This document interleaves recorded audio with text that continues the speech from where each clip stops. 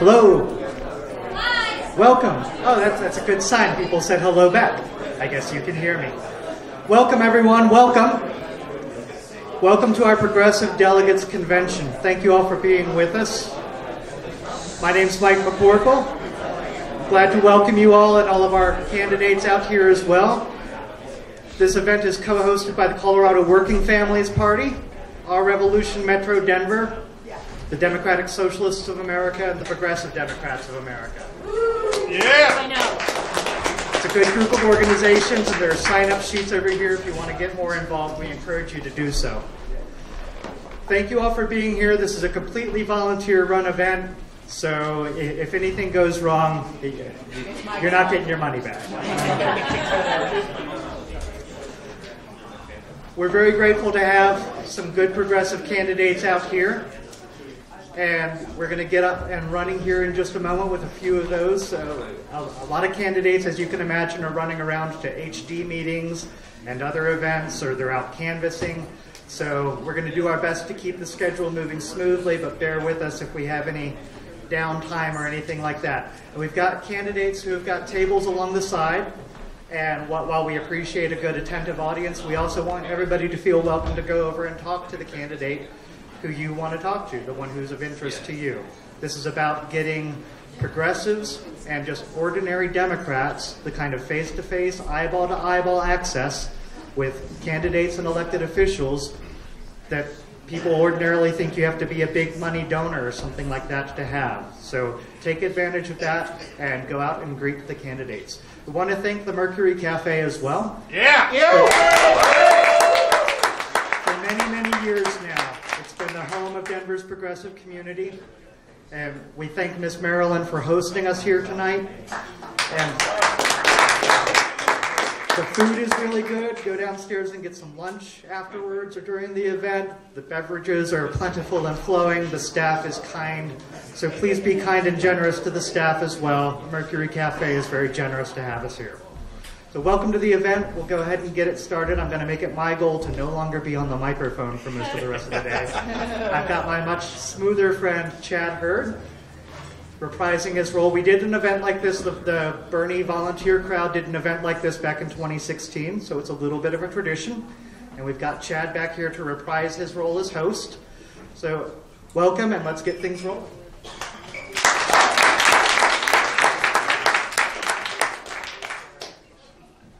All right, thanks, Mike. Thanks to everybody for coming out. We really appreciate people making time to come out on these off-year elections, because these are the ones where people who make decisions about your everyday life at the state level and at the local level are going to get elected. So thanks again for coming out. We're going to go ahead and get things started off with our first candidate, Gabriel Thorn from HD5, who is running for representative. Yeah, Gabriel!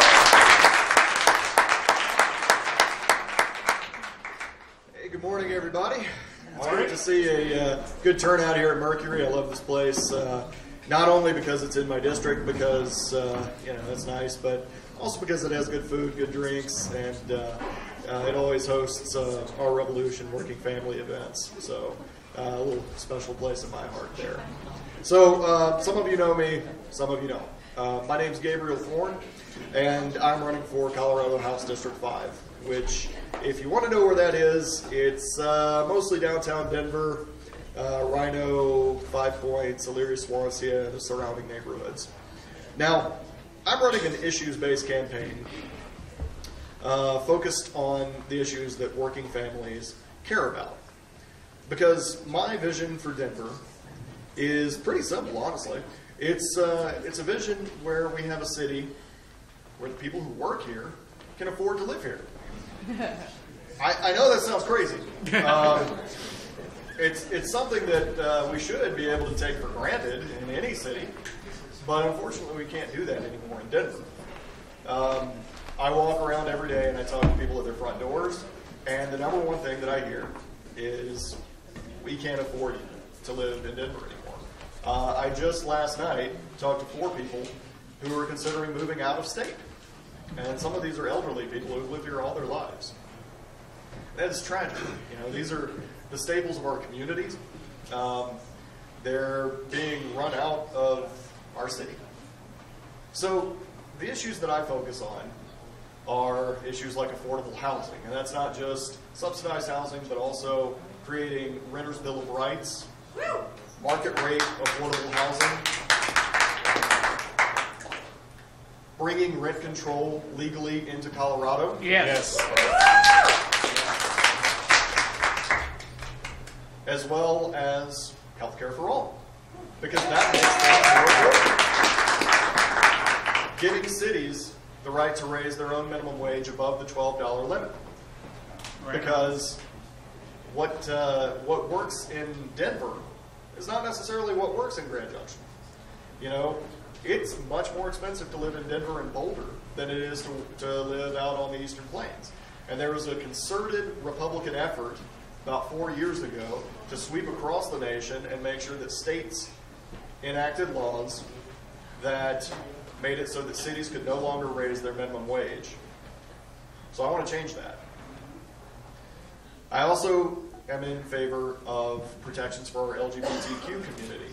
Specifically, I want to end conversion therapy on minors in the state of Colorado. I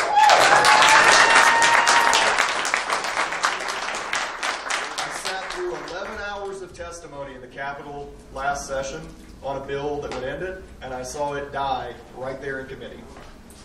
11 heartbreaking hours of people talking about how they had friends who committed suicide after going through this horrible practice, and it broke my heart. My brother is a member of the LGBTQ community. My best friend is trans.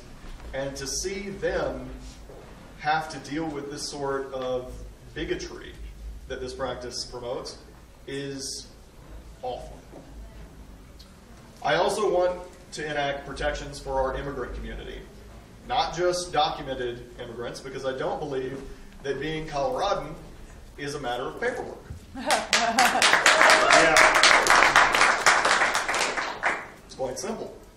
I want to make courthouses, schools, libraries, and most importantly, hospitals, safe spaces for immigrants.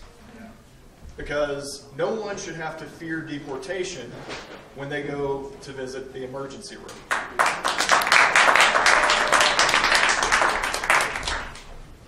It's just immoral, but it's also fiscally responsible to do that. I'm a retired Army major. I served for 11 years in special operations, and I was wounded in Iraq. So I have some particular views on our military spending.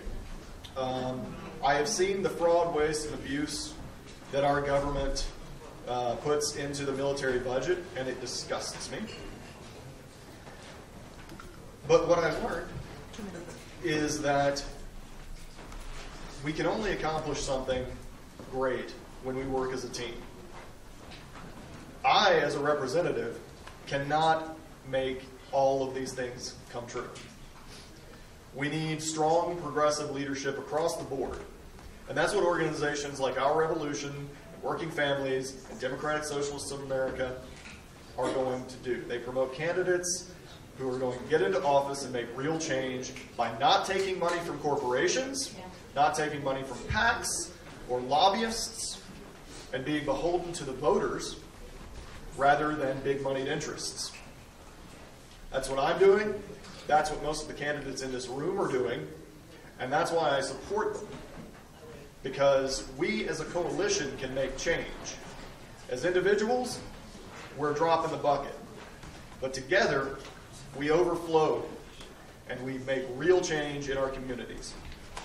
I got a quick minute or so for questions, if anybody has any questions for me.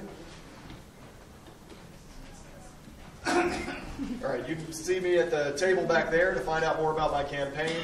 I'm very open about where I stand on all issues on my website, and you can find my email address on there. I always respond to any questions. Thank you so much. Thank you.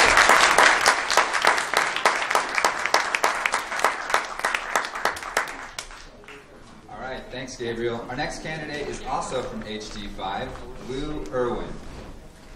Welcome, Lou. Thank you. Good morning. It's a pleasure to be here. My name is Lou Irwin, and I'm running for state representative because I want to make government a first person, not a third person force in our lives.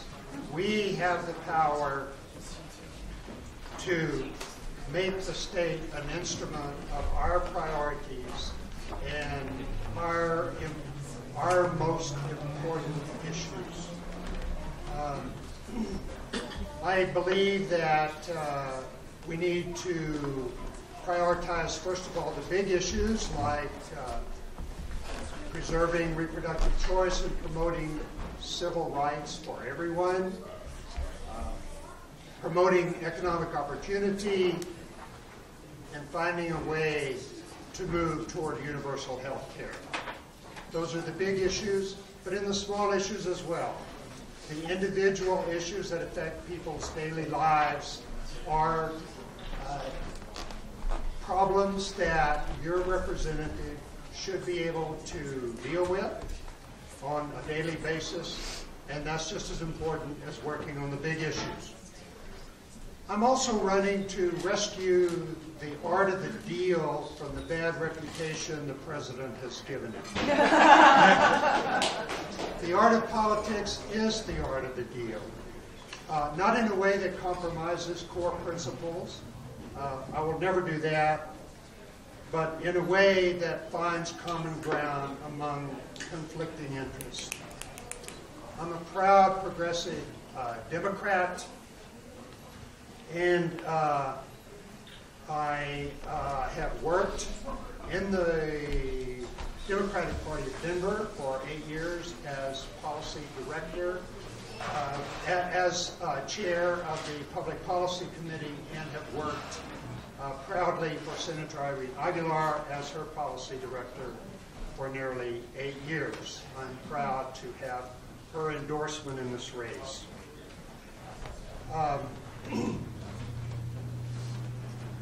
As we all know, money has become a corrosive force in our politics.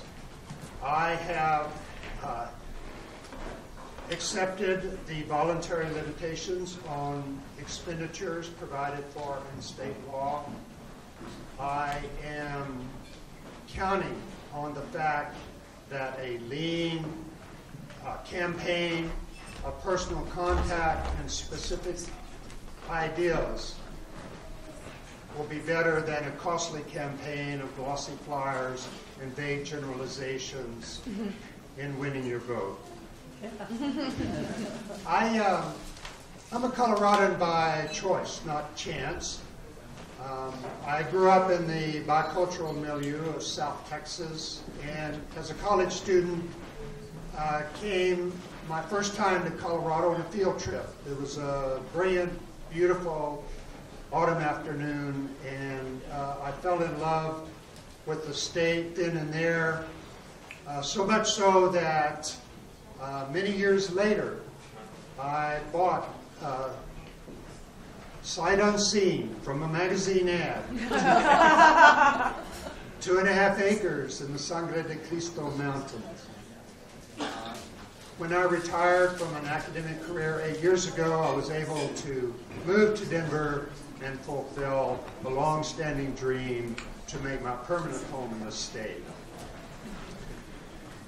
Working with Senator Aguilar and more recently with Representative Susan Lontine has solidified my convictions on the big issues.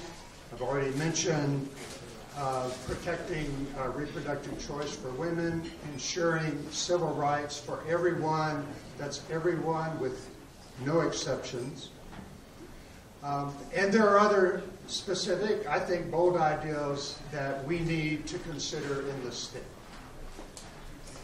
We need to end the war on drugs. We need to stop building private prisons. We need to end bonding for misdemeanors. And we need to better fund our schools and universities. And in order to do that, we need to find workarounds, taper, so that we have the revenue to accomplish those things. We need a public option for health care. We need to make better use of our community clinics and our school clinics and collaborative integration of behavioral health with physical health. I think we need a voluntary year of service to the state in exchange for 2 years of college or trade school tuition. And I think that ultimately the state needs to be an employer of last resort. So my legislative priorities and issues are outlined in my material that's available on my table and on my website.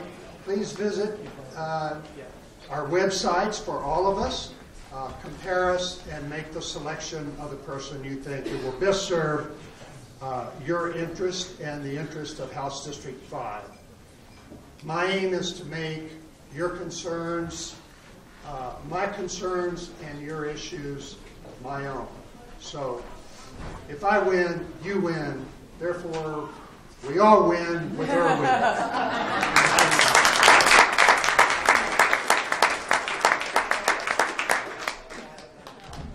All right, thanks, Lou. So switching gears a little bit, today as we go through the day, we're trying to allow different candidates to adhere to their schedules. So rather than presenting every candidate for a race, we're going to present the candidates as they become available. Second announcement is on this black table over here, there's some note cards and pens. If you have questions for the candidates, go ahead and write down your question on a note card, and we'll come by and collect those, and if the candidate leaves time, we'll ask those questions. So with that being said, our next candidate is a current Colorado congressman, someone you've probably all heard of, currently running for governor, so Jared Polis.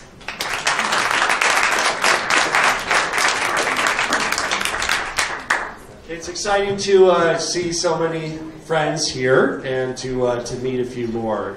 The wonderful thing about campaigns is the opportunity to build new relationships and get new ideas. So I'm going to tell you a little bit more about why I'm give you ammunition when people are saying, why as progressives are we standing by Jared Polis? Why should we support Jared Polis? First of all, there's really no comparison on this between me and the other candidates. I mean, as a member of Congress, first of all, I'm the only Coloradan in the Progressive Caucus. I sponsored Medicare for All, not just now, but 10 years ago, right? I mean, now, thankfully, it has more support, but I ran on it, got elected on it, supported it. Of course, I voted for the Affordable Care Act, but that wasn't my preferred plan. My preferred plan was Medicare for All, and I continue to support that today. I'm a sponsor of a bill to raise the minimum wage to $15 an hour. You know, and let me tell you something. Sorry. In campaigns, we get a little hoarse sometimes, you can imagine. I want to tell, and I don't mean a miniature horse. I mean, sorry. So, Medicare for All.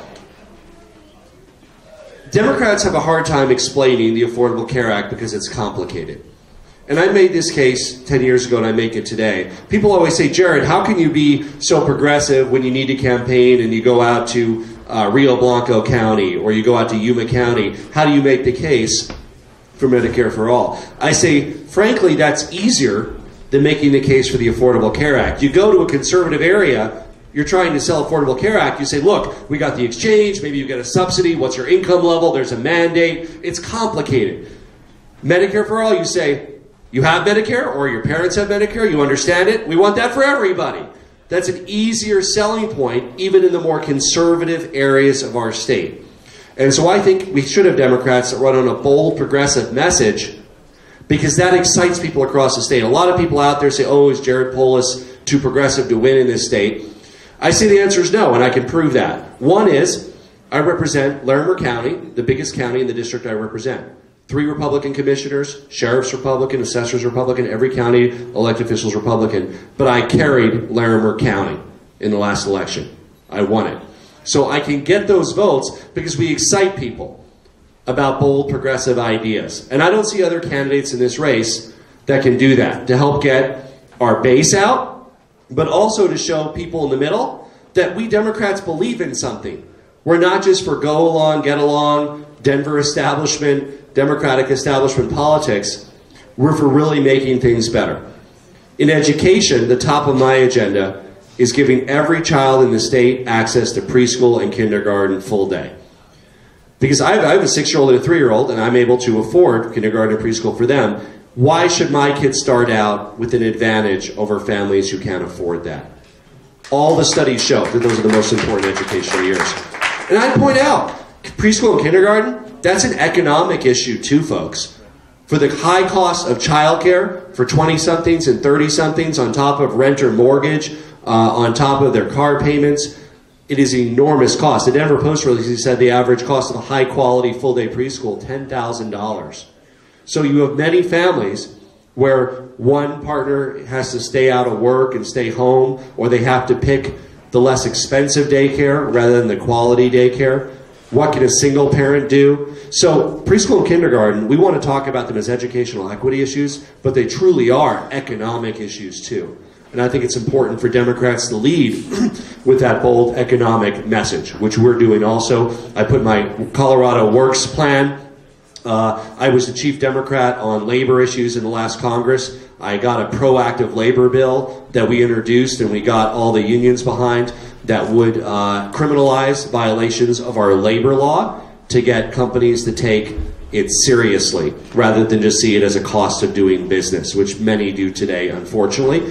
And we want to look at those same kinds of ideas here in our state of Colorado. Nationally, I'm the lead sponsor of a great bill that Bernie Sanders is one of the leads of in the Senate, and I'm the lead of in the House, to move our whole country to 100% renewable energy by 2050. Yes. So, and that is more comprehensive. I'm going to talk about my state plan in a second, because one thing you can do nationally that's harder at the state level is not only does that move the grid to 100%, but it also phases out internal combustion engines and moves the vehicle fleet to zero emission by 2050. New vehicles sold after that date would be zero emission. So moving to the state level, we have a plan to move our state energy grid. We can make progress on the cars, but Colorado's not big enough to do the cars by ourselves. We need to do that with other states or nationally. But with the grid, how we power our grid, we're going to have 100% renewable by 2040 or sooner. And we have a comprehensive plan to do that. Involving the appointments we make to the PUC, some legislation we'll need from the state legislature, and executive authority that exists today. We can actually get that done to move our state to 100% renewable by 2040. Not only doing our part on climate, but also cleaner air, healthier kids, right? Green jobs that can't be outsourced. This is another example of how we as Democrats shouldn't be afraid to take our bold progressive message to challenging areas of the state. When I'm in eastern Colorado, in the Eastern Plains, ag communities, areas where Democrats are often getting 20, 30%, and we want to outperform, we say, guess what my renewable energy plan means for you? The energy corridor of Colorado is going to be the Eastern Plains. It means for farmers, revenue from your lands that you can rent to get wind turbines or solar. It means jobs for your kids who often are leaving the community for lack of opportunity in construction and maintenance of wind and solar projects in Eastern Colorado. In the manufacturing heart of Colorado, in Pueblo, Colorado, where I launched my statewide campaign for governor on my 100% renewable energy pledge, they have 700 jobs at Vestas today manufacturing wind turbines. And there's going to be even more manufacturing jobs in Pueblo to provide opportunities for some of those people that might have worked in coal or might be working in coal and working in fossil fuels to make sure that they too are part of this renewable energy renaissance that we are going to bring to our great state of Colorado. And the final thing that I hope you can convey, to your friends when they are, deciding who to look at for governors, who's going to stand up to Donald Trump for our inclusive values and for our Colorado way of life. So when the Northern Colorado Islamic Center had got defaced, I stood with them, and I said then that I stood and I went there, and I was part of that. When the LGBT community is attacked, we can have a governor who's actually a member of that community standing up to President Trump, saying that this is about all of our families together, and you cannot separate us. I visited Jeanette Niscara when she was in a church sanctuary here in Denver, and we have worked on hundreds of immigrant casework to try to reunite families. And as governor, I will not let the president or anybody else divide our families of mixed immigration status. We stand together as Colorado families. I'm running for governor because I believe in the power of big ideas, and I have a track record to show that we can make them happen. I know that any candidate can't live up to everything that you want, but what I want you to do is measure me not against your own ideal, but against the other candidates I'm running against. That's all I ask. And if you do that fairly and you do that honestly, I know you will be in my corner, and we will take our bold progressive message across the state, and we're going to win in June, and we're going to win in November. You can find out more at polisforcolorado.com. Thank you.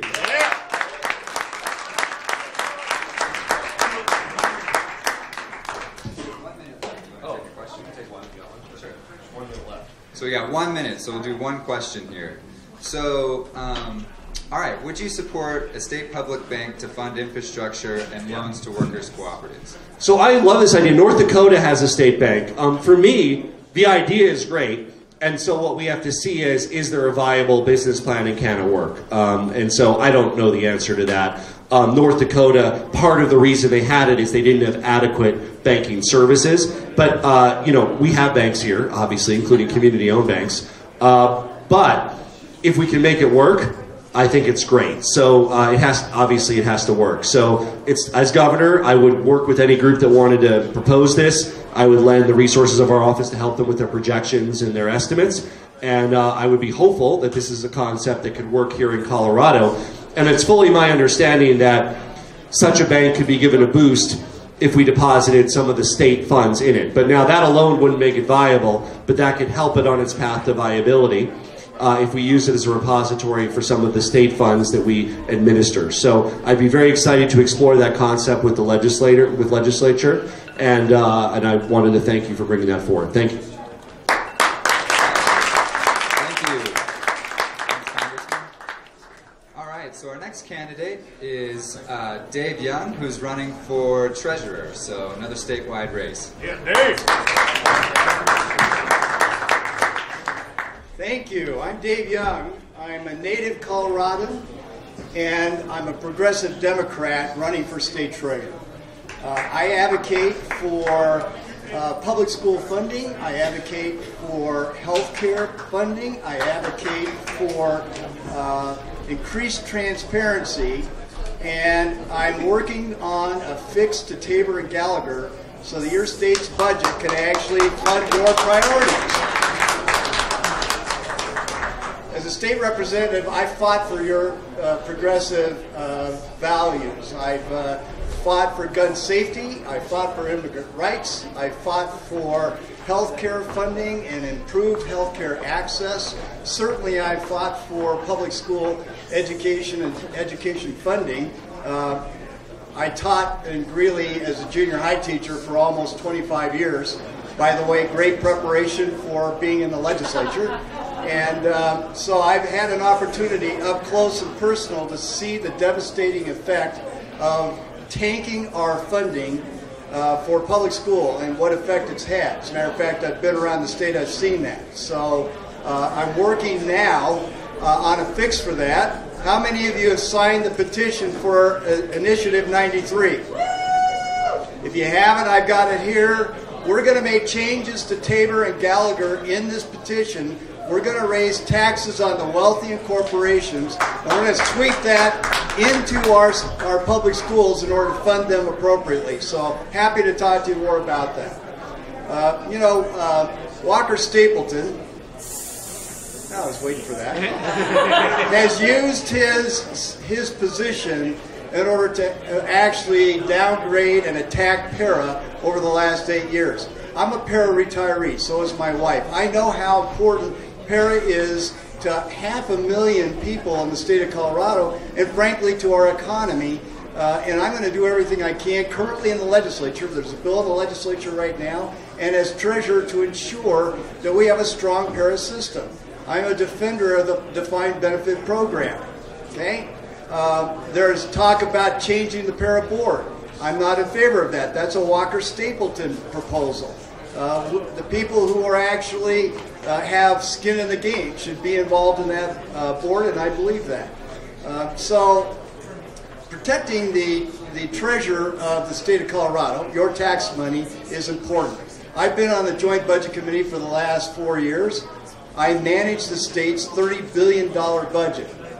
I think I can handle the $7 billion checkbook of the Treasury. And so I'm going to work for increased accountability, increased transparency, because Walker Stapleton has done none of that the past 8 years. We need to have more of that. Okay? Finally, I have a track record of winning tough campaigns. I'm the one elected Democrat in Weld County.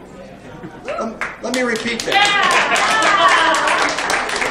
That doesn't mean that there's just one Democrat in Weld County. And we have people that are actually Democrats that are elected to nonpartisan city council school boards, but I'm the only one with a D after their name on the ballot as elected official up in Weld County.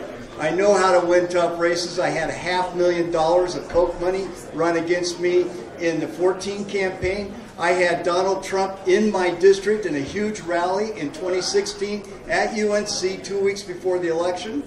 And both times we beat those challenges back. I know how to win in tough races, and I tend to win every time I run, and I will win this time as well. So I'm happy to get your support as we move forward. I'm down to just 2 minutes. I want to give some time then for some questions so that you can ask me what you need to hear from me. But I do count on your support. This petition's not for me to get on the ballot. I'm going through the state assembly, but again, this petition's for saving our schools. So with that, let me say that you can find more information about me at daveyoungforcolorado.com, and with that, I'll take some questions. Any questions from the audience? What changes does 93 make to Tabor, and what effects could it have outside of just spending for education? So what changes does 93 make to Tabor? Yeah, how does it make those changes to Tabor? And how? It's like I'm desperate for this to change. How does it do it? Right. So I'm happy to show you the fine print, because I think you should always read the fine print before you sign anything. But let me just summarize. The change to Tabor is the fact that we have put our state tax code in the Constitution.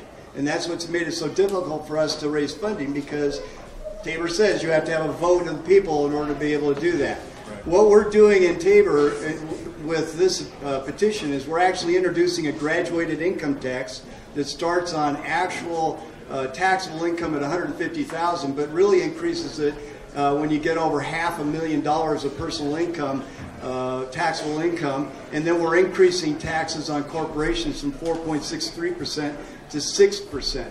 92% of the taxpayers in the state of Colorado are not going to be affected at all. Their income tax is going to stay the same. That's what I said. We're raising taxes on the wealthy and corporations to fund our schools. And I might mention Tabor's problem is it collides with Gallagher, so we're freezing the residential rate and the non-residential rate in order to stop the hemorrhaging that we have in our public schools and deep-roost them from the caps that we have in Tabor. Is that helpful? Yes. You bet. All right. Thank you. Good job. All right. Thank you, Dave.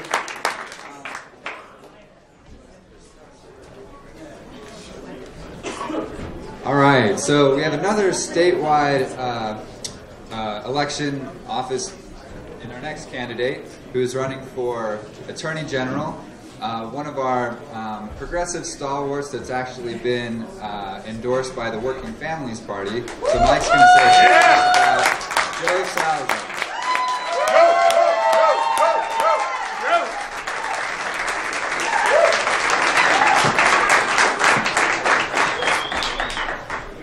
I'm feeling a little subdued today. What's up, people? There we go. How you guys doing? So, we had a really good night on Tuesday. Yeah. We didn't do, people weren't caucusing necessarily for the gubernatorial races, but they were doing straw polls all across the state for the AG race. And we were getting reports in all across the state on the AG race. And this is the campaign that you guys were hoping for. This is the campaign. And I'll tell you, when I first started running, I made it very clear to everybody, this This is not going to be a campaign that's going to be accepting money from the corporations, from the big attorneys who represent the corporations, from those corporate PACs, from all those rich people out there who control our establishment. We're not going to do it. And people got nervous. People were like, well, you know, what's going to happen? I was like, well, that money don't vote. It's the people who vote. Right? And that's what we've been betting on this entire time. And so caucus was the test of this campaign. Will the people come out and vote for the candidate who's not the $1 million candidate? Yes, we will. Oh, yeah. She answered my question. That's what this campaign is about. This campaign is not about selling the seat of the office of the Attorney General to the highest bidder. This campaign has always been about having you recognize that the office of the Attorney General, the people's lawyer, is your lawyer. It's the people's lawyer. And to return this seat back to the people, that means I'm not beholden to the corporations. I'm not beholden to oil and gas. I'm not beholden to broadband companies. I'm not beholden to the realtors or the real estate agents. I'm not beholden to the developers. I'm beholden to you. That's what this campaign has always been about. And it worked. It worked. But I did something else too. For the past 6 years that I've been a legislator, I have had a very pure progressive record in the House of Representatives. A record that has been vetted nationally by Our Revolution, has been vetted nationally by Progressive Democrats of America, has been vetted nationally to where I got an endorsement from a presidential campaign by the name of Bernie Sanders. They looked at my record to say, does this guy really have those progressive chops that he's talking about? And overwhelmingly it was, yes, he does. He goes after the private prisons. He doesn't talk about it. He actually does it. He goes after all those big corporations and the polluters. He doesn't just talk about it. He actually does it. He doesn't just talk about criminal justice reform. He's actually bringing the bills that does it. He's not talking about Family Medical Leave Insurance Act. He actually brings the bills that actually does it. He's not talking about, just how do we hold police accountable. He brings the bills that actually holds them accountable. I mean, that's exactly what we need, right? It's marrying not only keeping yourself away from those dollars that will hold you accountable by corporations, it's bringing the policies and it's bringing the real progressive values that you guys have been hoping for. So I know some of you, and there's a lot of people I've been talking to across the state, they're really nervous. They're like, but Joe, how are you going to do this? How are you going to do this? You got one guy who's raised over $1 million. You have others who have raised $100,000, and you're finally approaching $100,000. How do we do this? And the answer is very simple. All of you. Right. That's how we do this. From top to bottom, that's how we do this. And that's how it always should have been done. But now we're awake. Or as we like to say, we're woke. Right? There is an awakening happening right now where we understand that this power of the corporations, this power that representatives and senators believe that they have, it's all an illusion. The real power has always resided in you, and you only. And now you're waking up, and now you're bringing thunder. That's how we do this. At your county assemblies, become a delegate to the state assembly. And when you get to the state assembly, help fight for this campaign. And as a matter of fact, right over here is my table. Right over here, sign up to help us make delegate phone calls. That's what we need from all of you. That's how we beat them. That's why my opponents are looking at going petitioning and caucus. Because they're so scared that we're going to wipe them out at caucus, that they're trying to get those petitions in. Well, guess what? Let's make their fear a reality. Let's wipe them out at caucus. Yeah!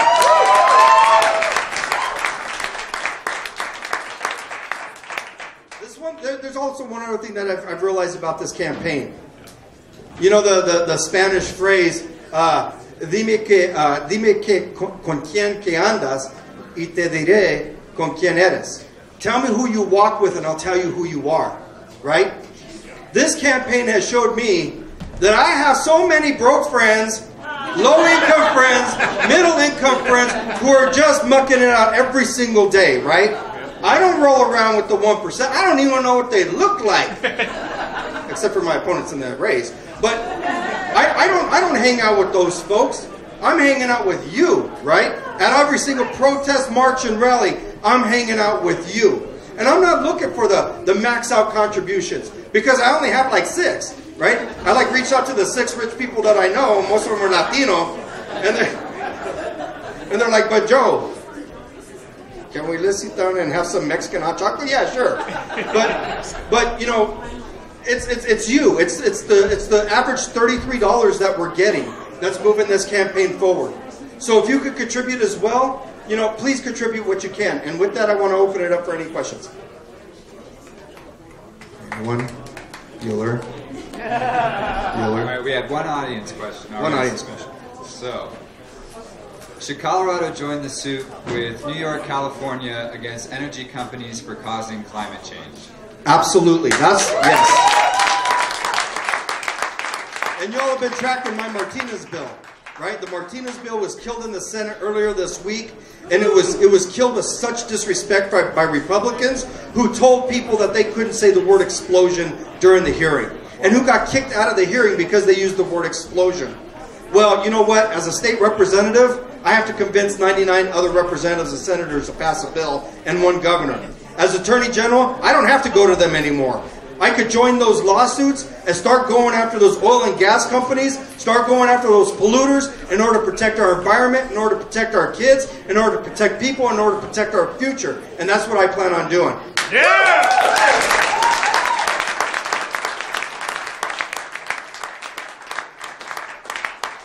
And I'm still feeling subdued. Anything else? Are we good? All right, you know, oh, there's a guy back there. Hey, what's up, TC? The Department of Education yesterday released a statement saying that the attorney generals that are suing the student loan lenders are overstepping their bounds. What are you going to do? I've never believed in bounds. I never have.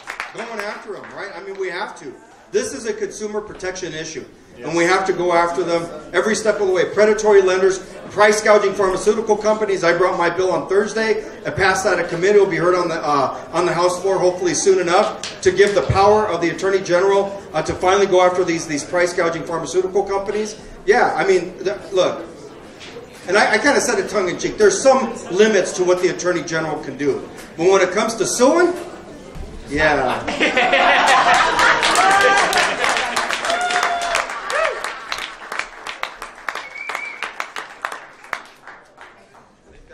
Is that it? Yeah.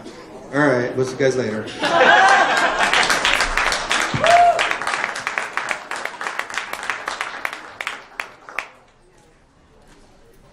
All right. So our next candidate is another statewide office contender. So running for treasurer is Bernard Douthit.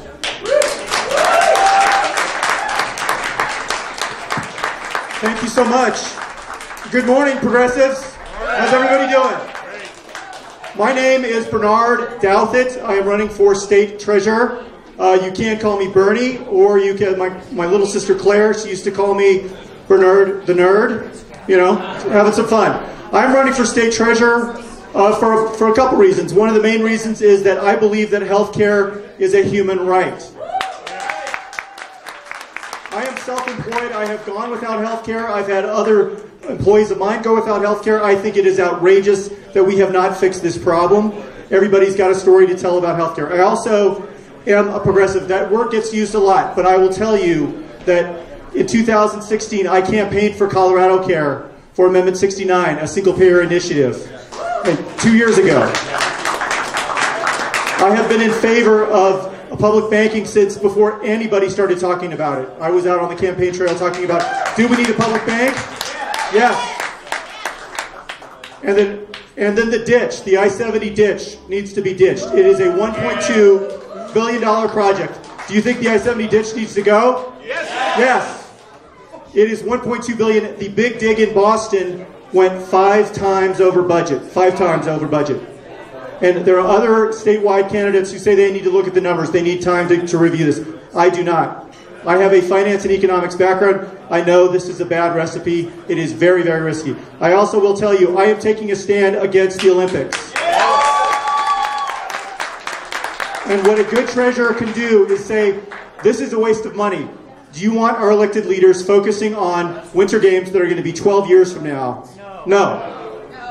We need them focused on affordable housing, on healthcare, on education. We need them focused on our priorities that we have people dying in the streets of this city. We need them focused on how to fix that instead of winter games. So I am a progressive. I believe I am the real deal progressive. The other candidates in this race, frankly, represent a status quo that I don't think is working for our party, for the Democratic Party. No? And it isn't working for America. In this race, I believe I am the most qualified, the most experienced, and the most independent candidate running. In qualifications, I have got an undergraduate education in economics, a graduate degree in finance and management. In terms of experience, I have more than 30 years experience in the private sector. I started out my career as an economist. I've actually trained bankers at the Federal Reserve, trained bankers at Swiss Bank Corporation. When we need to move to a public bank, we need a treasurer who's got a banking and finance background, and I will be that guy. I'll be that treasurer for you. In addition, I am the most independent candidate running. I am not taking any money from corporations or PACs like you know. And it's everywhere. It's infiltrated all levels of our government, and frankly, we know it is a big problem. And just like Joe, I am not going to be. I'm not going to be worried about what Comcast wants or what Wells Fargo wants or what ConocoPhillips wants. I'm going to be worried about what the voters of Colorado want and what's best for them.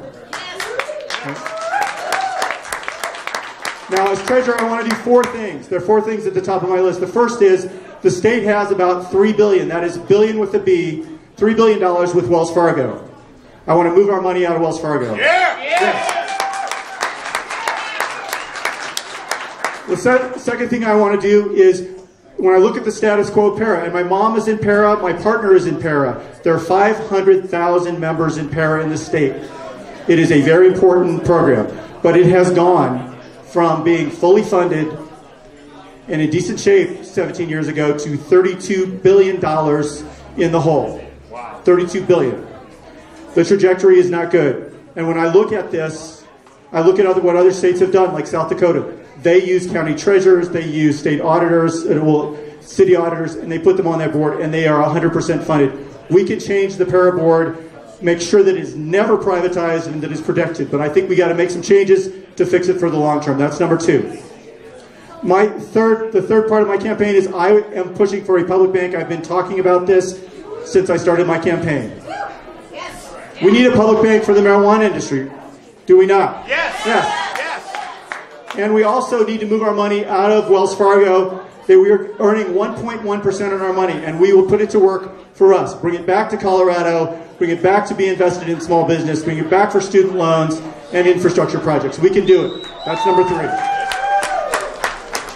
And lastly, healthcare is an issue, again, that is near and dear to my heart. I am self-employed. I have gone without health insurance. I know what it's like. It isn't something that is abstract to me. And frankly, every day that we haven't fixed this problem, that I hear another story about somebody getting charged $3,000 or $5,000 or $10,000 or some outrageous bill, it is crazy. We need to fix this. And I will tell you, as treasurer, I'm going to fight for the best solution for universal health care in Colorado, but I believe we need a finance guy to make this happen. We need to remind people that we are spending $4,000 more for every man, woman, and child for health care in this state and in this country, and we need to find a solution. But we need somebody who will be credible with voters, who's got a finance and economics background, who's owned a small business, and who can connect with people. And that is me, and my name is Bernard Douthit. Again, you can find more information. Thank you. You can find more information about me at berniefortreasurer.com. If you're going to be a delegate at county assembly, I would hope that you would be a delegate at state assembly and represent me. I need your help. We also have a sign-up sheet over here. If any of you have time to volunteer and help us call other delegates or help us in any way, we need your help. We are 100% grassroots campaign. Thank you very much.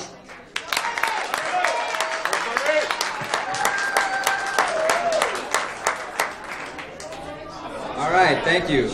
Before we bring up the next candidate, one thing I want to keep in mind is that we do want to So that's a good segue to my point here. So we want to make sure that while we're facilitating conversations, while we have candidates up here, we need to make sure that we separate that from people who are trying to listen to the speeches. So just make sure when you're having conversations while guests are talking that you're keeping it down. Question? I just wanted to mention that Bernard spearheaded the effort to keep his 2 public schools in the Stapleton area from being converted to charter schools.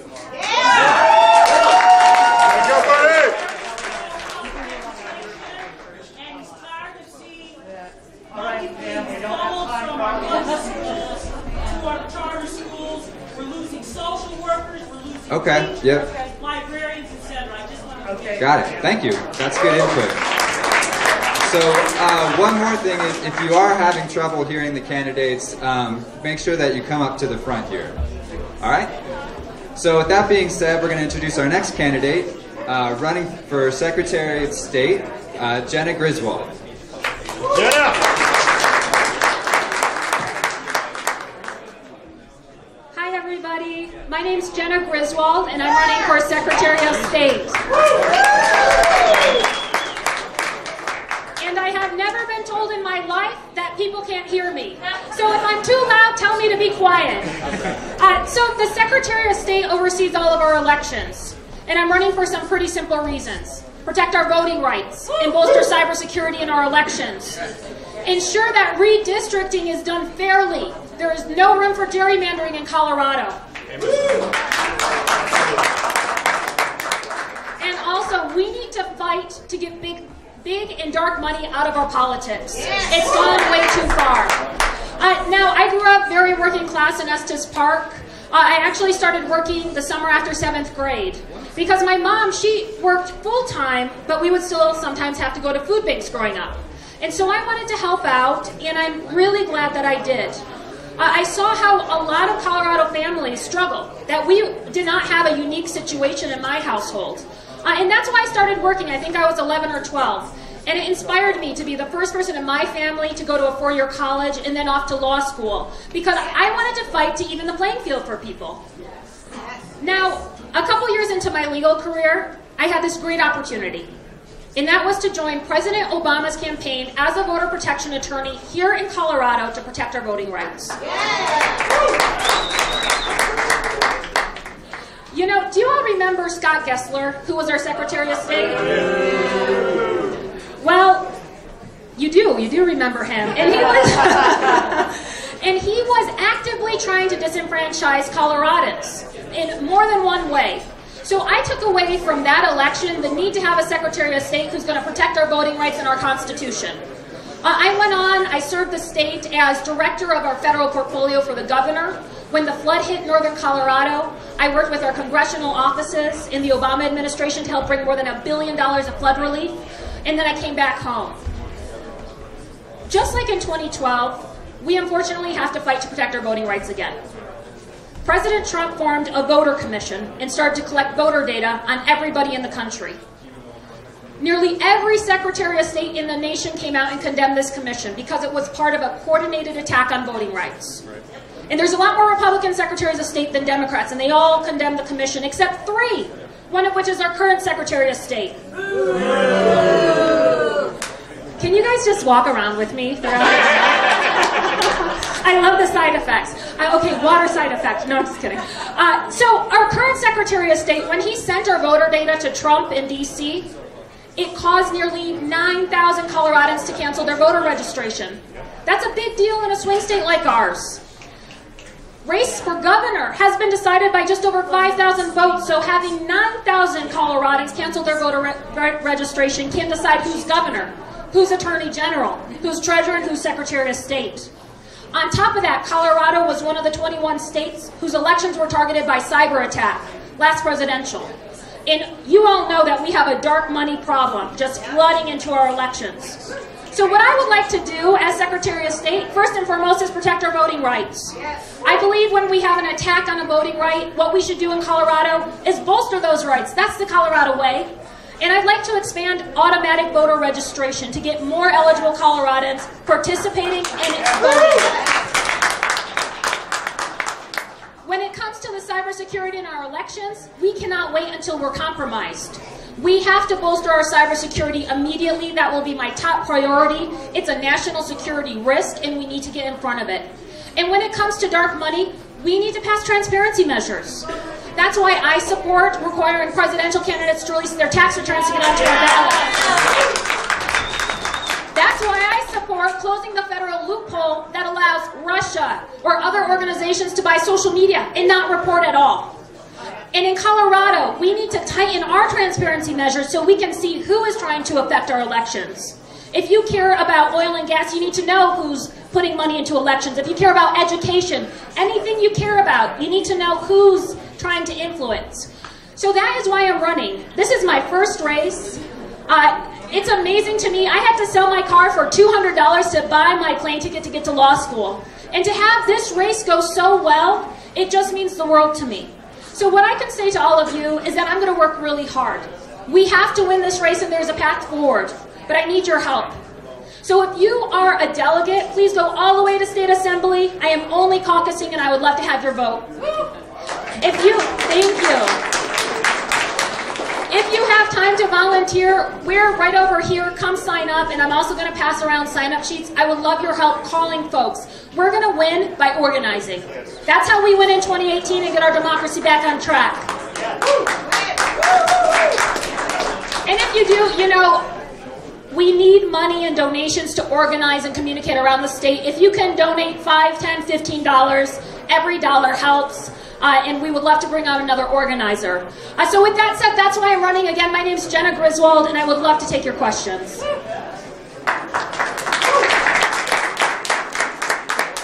All right, so we got a couple of minutes here left for questions. Any questions from the audience?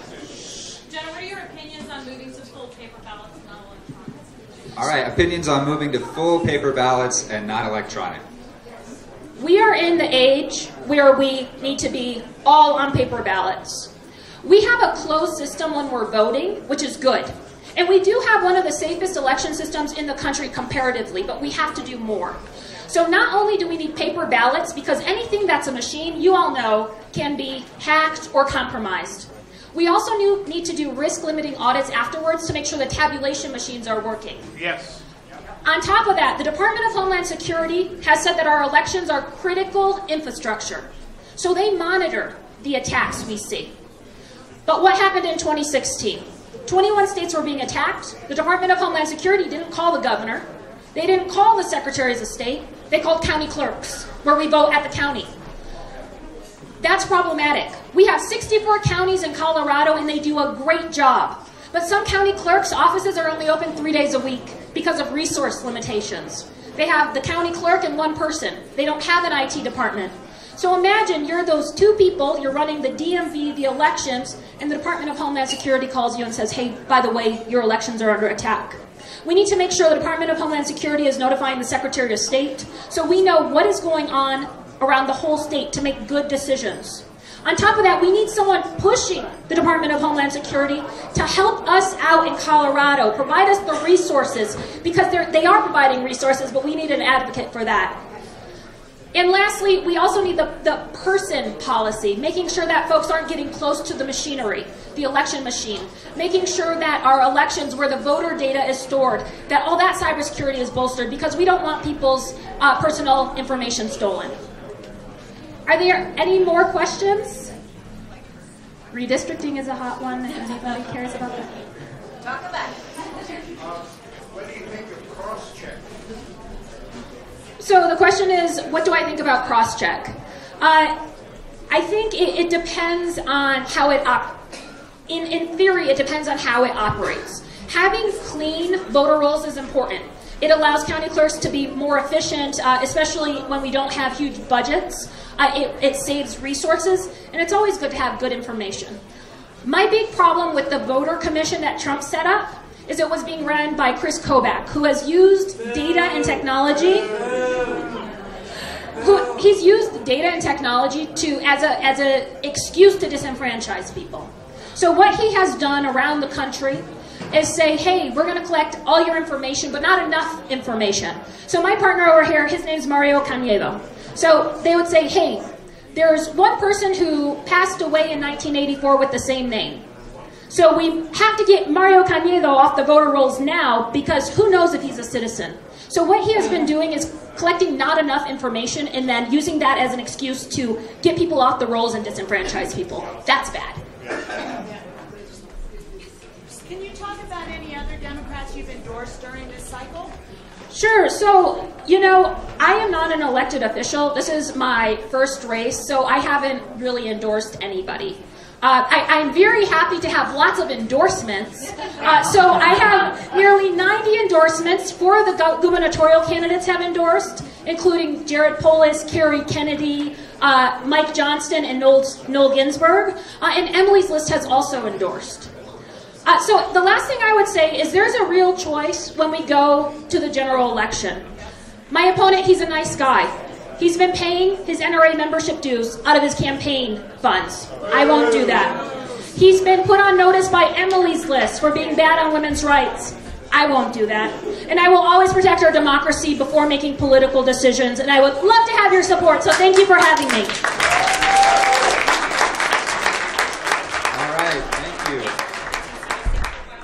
So we're going to shift gears a little bit again. We're going to have Aaron Goldhamer come up to speak. He's not running for anything in particular this time around, but he is supporting our Democracy for the People initiative. So, go Aaron! Thank you. Do we have any Denver voters in the house? Raise your hand if you're a Denver voter. All right, all right.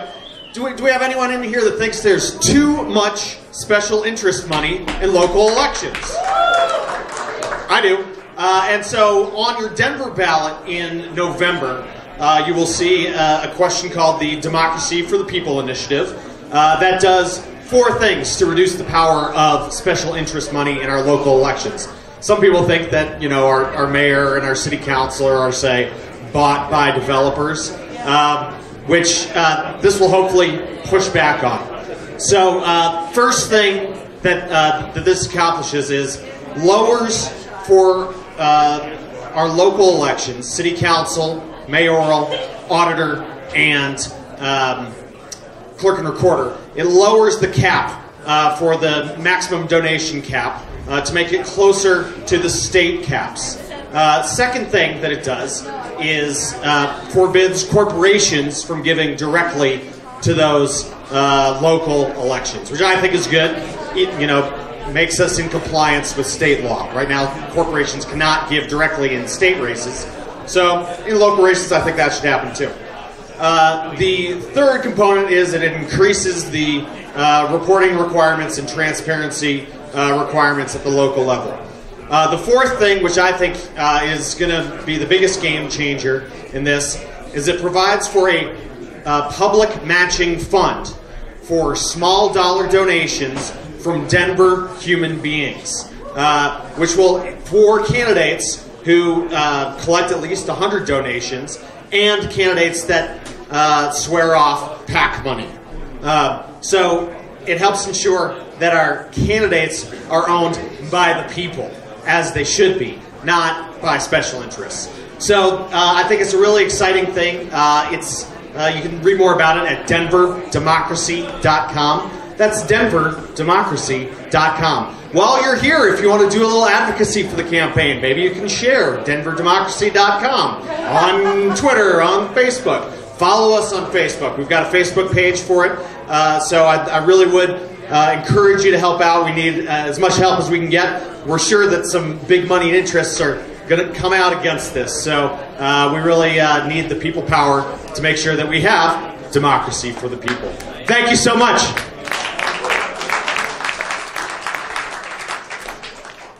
All right, thanks, Aaron. It's worth noting that that initiative has been endorsed by Bernie Sanders' organization, Our Revolution, so we should all get out there and give that our support. All right, our next candidate is running for CD1 at the national level. He's running against Diana DeGette, so trying to introduce some new fresh blood there. David Sedbrook. Thank you so much, everybody. Thank you. I am David Sedbrook, and I am running for the Democratic nomination in Congressional District 1. My decision to do so is really simple. I'm a father first and foremost, and I think when we look at the next generation, we have to consider what sort of planet, what sort of society we're going to leave behind. And I'm concerned. We've got a warming planet. We need legislation to redefine our energy infrastructure and how we transport ourselves because we're facing catastrophe. We're a society that's in desperate need of a public option, a single-payer option. The intersection of capitalism and healthcare has failed us, and we need to join the rest of the industrialized world and start making healthcare right. We also have inequalities in this country that are rising to a level that are threatening the core of our democracy. The American dream is diminishing, and this is a problem. When we look outside our windows in this district, we can see growth and development. We can see buildings being built. We hear about this booming economy, yet wages have largely been stagnant in this community since 2000, and this is a problem. So what do we do about these big problems? Well, I believe we have to start electing people that are going to lead with only the will of their constituents and their principles. We don't have time to wait for Citizens United to be overturned. We have to start electing people who are going to lead on this principle and who are going to push the progressive agenda of this party forward. I believe we need to challenge the Democratic Party to give its principles back to the people so this government can be given back to the people. Now, within this district, we have had a lot of problems and a lot of things that I disagree with. I'm not here to tear down the Democratic Party or the sitting congresswoman. I just believe we have policy differences. First of all, I think a lot of times the Democratic Party likes to put faces to dark money, and they're one David and Charles Koch. But the truth is there's a lot more dark money out there. And even in this district, big pharmacology is pushing a lot of the agenda forward. Cures for the 21st Century is a bill that was co-sponsored from this district, which is a bill that lessened the power of a federal agency and also pushed more drugs into the marketplace. This is a problem. We represent 4% of the world's population, yet 80% of the medication is taken in the United States, and this doesn't make us a more healthy society. This is about big business. Big business is profiting at the expense of working people, and Wall Street is profiting at the expense of Main Street. Now, I am a person who was born in this district. I was raised in Colorado. My mother graduated college when I was 15. My father never went to college. My father put me to work at 15 in the summers to work construction to try to push me to go through college. But of course, I dropped out at 20 to pursue an entrepreneurial pursuit. And I grew that business through 2007. I had multiple locations here in Denver, Colorado. And in 2007, I started expanding across the country. But what happened was, I'll never forget the day when the stock market fell by 770 points. Wall Street fell, my business was crippled. I lost everything. I closed the doors to my business, and the next day I woke up a single father, without an education, with no job prospects, without 2 nickels to rub together. I was scared. Now, I went back to school, achieved 3 degrees. I took out student loans at 8%. Wall Street got bailed out at loans of under 2%. Again, these are our priorities as a society and the priorities also of the Democratic Party. We have to start giving this party back to the people and this government back to the people.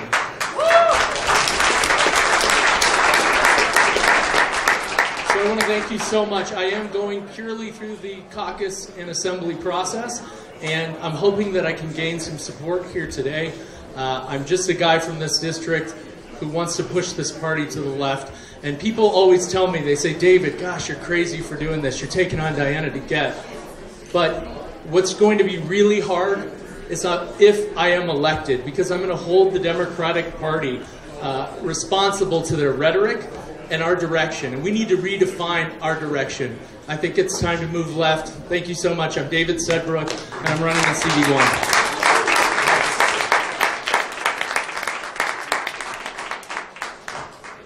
All right. So we've got another challenger in CD1 that's running this year, hoping to again bring some fresh ideas to our National Congress. So let me introduce Saira Rao. And you pronounce that better than my own parents do, so thank you. I wanted to, again, I'm Saira Rao, and I wanted to start with a story, and it goes like this. I was at the World Trade Center on September 11th in New York City, and I was a third-year law student at the time, and I was working at the U.S. Attorney's Office on Tuesday mornings right next to the World Trade Center, and I was coming up the stairs, and a woman came, and at that time, flying was my biggest phobia. I have since conquered that fear. But a woman came flying down the stairs, and she said, "Turn around, planes have hit the World Trade Center." And I was thinking to myself, that's crazy, that's impossible. I walk up the stairs, and there's a piece of a wheel on the street, and I look up, and sure enough, the buildings are on fire. So at that time, before New York City was completely gentrified, there were still bodegas, and I went into a bodega, and I bought one of those throwaway cameras, thinking to myself, no one's going to believe this, so I'm going to take some pictures of it. Sat there for a while watching the buildings burn, and suddenly we heard the biggest boom you've ever heard in your life, and ditched my shoes, ditched my backpack, and I was one of those thousands of people running up Church Street that you saw, and a woman an arm came from around the building and pulled me out of harm's way. The rest of the day, I was walking around the city looking for my sister, barefoot, bleeding, and she was doing the same thing. All the cell phones were out, and so I thought she was dead. She thought I was dead. My parents, who were in Richmond, Virginia, thought both of their kids were dead, and it was the most awful day of my life. The following weeks, my law school was closed, and I remember living in a constant state of fear, total terror. And I was hoping that would pass, but the opposite happened. So what happened in the days and the weeks and the months and the years after that, and everybody in this room knows, the Republicans took that fear, they crystallized that fear, and they sold it to their base. And that's their entire platform. Fear of other, Muslims, brown people, gay people, trans people, poor people, women, just women in general. Fear. The Democrats have also crystallized fear, and their entire platform is fear of the Republicans and Trump.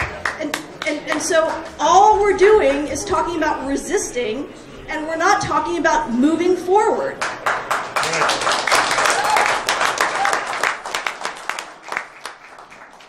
I've talked to tons of people around District 1, and here's what I'm hearing. From kids about to go to college, I'm scared to go to college because how am I going to pay off these crippling loans? Kids who've young adults who've graduated from college, I can't buy a house because of these crippling loans. Parents who can't buy medications for their kids who have curable diseases. My campaign manager, Joyanne, has to go to an online Canadian pharmacy to buy EpiPens for her 13-year-old son. This is something he needs to live. That's crazy to me. Black and brown people scared to walk down the street that they're going to get killed. And that's a reality in this country every single day.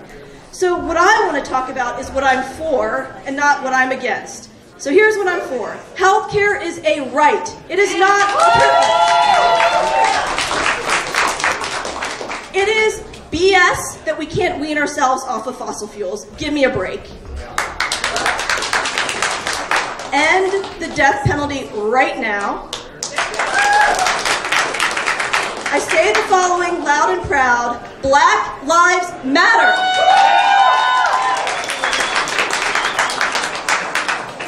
And let's eliminate student loan debt, all right? People in Congress are not talking about that because they're too busy drafting bills like the one our Senator Michael Bennet has co-sponsored, the banking bill, scaling back Dodd-Frank. So I'm a recovering Wall Street lawyer, and it is totally nonsense that this bill is about rural banks. Key Bank and Barclays are not rural banks. I will also say that there are provisions in this bill that exclude and exempt smaller banks from reporting requirements around discriminatory lending Am I the only person in this room that doesn't think it's okay for smaller banks to be racist? Yeah, right? It's ridiculous. And that's where we talk about the intersection of racism and corporate greed. It's a real thing. So why? Why is this happening? It's because and everybody in this room, I think, believes this, it's corporations are running our country. Corporations are their constituents. We are not their constituents. So what I am saying is, I'm not taking corporate money. I want a seat for everybody at the table. Black, brown, gay, straight, trans, disabled. Can we please start respecting our disabled community? They've been ignored forever, so let's do that. I got 1 minute. It's like the Oscars. So I'm Saira Rao, Saira for Congress. I want to fight for you, and I want everyone to have a seat at the table so we can all walk away feeling like we've won something where there are not winners and losers. Thank you very much.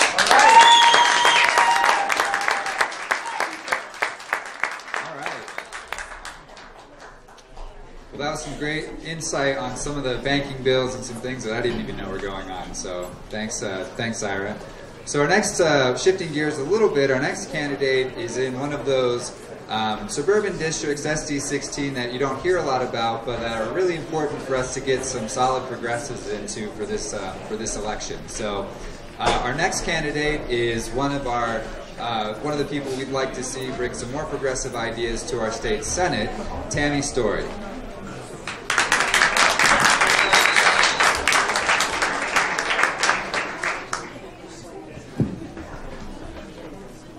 Hi there, everybody. Thanks so much for turning out today. What a great crowd, and it's a great opportunity for you to catch a little bit of information from a variety of great candidates we have running. My name's Tammy Story, and I'm a candidate for Colorado State Senate District 16. And, yep, thanks. And I'm running for the state Senate because I really believe that the people in Senate District 16 need someone that will represent them and their values, and they clearly aren't getting that with their current Senator, Tim Neville. So I'm running in order to help Mr. Neville retire, and winning this seat also is key to securing the majority in the Senate, because this is a seat that we can flip. And currently the Republicans hold a one-seat advantage, and this is highly detrimental to the citizens in Colorado, especially in regards to important issues like public education, our pressing transportation needs, and protecting our environment. I totally believe that this is a seat that we can win, and it's highly critical. The stakes are incredibly high, and when I win, we can flip the majority in the state Senate to the Democrats. So in regards to public education, I've been a strong advocate for public education for over 20 years. A couple of years ago, when 3 rogue reformers captured the majority on our school board, I was the Mountain Area League for the Jeffco School Board recall.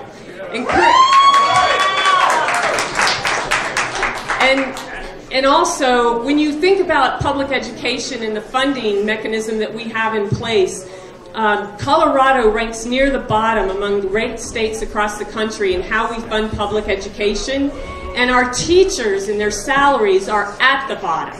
And this is ridiculous in the state of Colorado, especially because we have the most robust economy in the country, and that we are investing in publication so poorly. So this absolutely must change.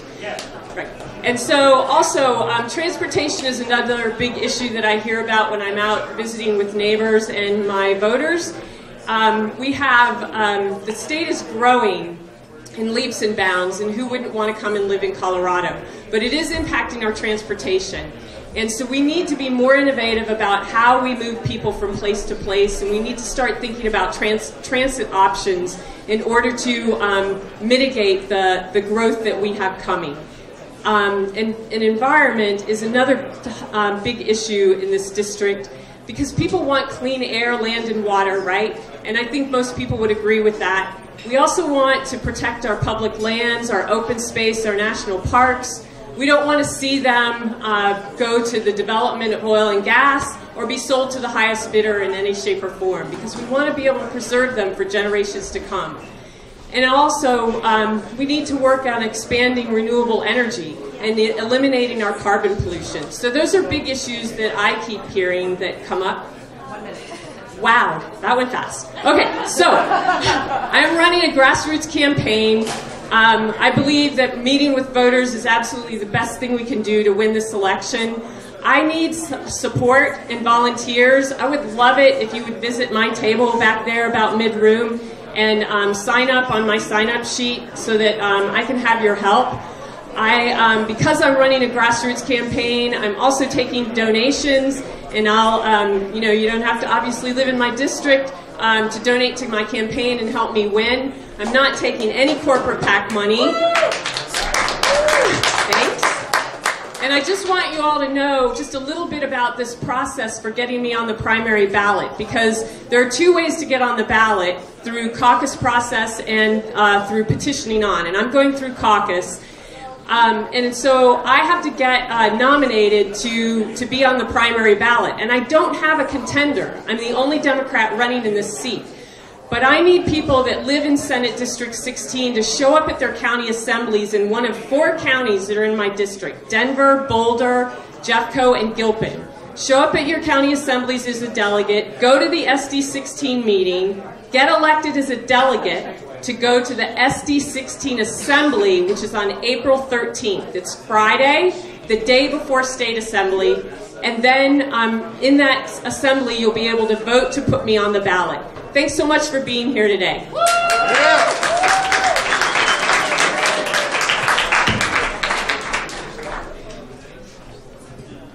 All right, thanks, Tammy. Next, we have a representative from Cary Kennedy's campaign. Cary wasn't able to be with us today. She's campaigning out of state, but she did send over. Or I'm sorry, she's campaigning not out of state, in another part of the state. But she did send over her political director, Will Toaspern, to give us an overview of her positions and represent her campaign. So.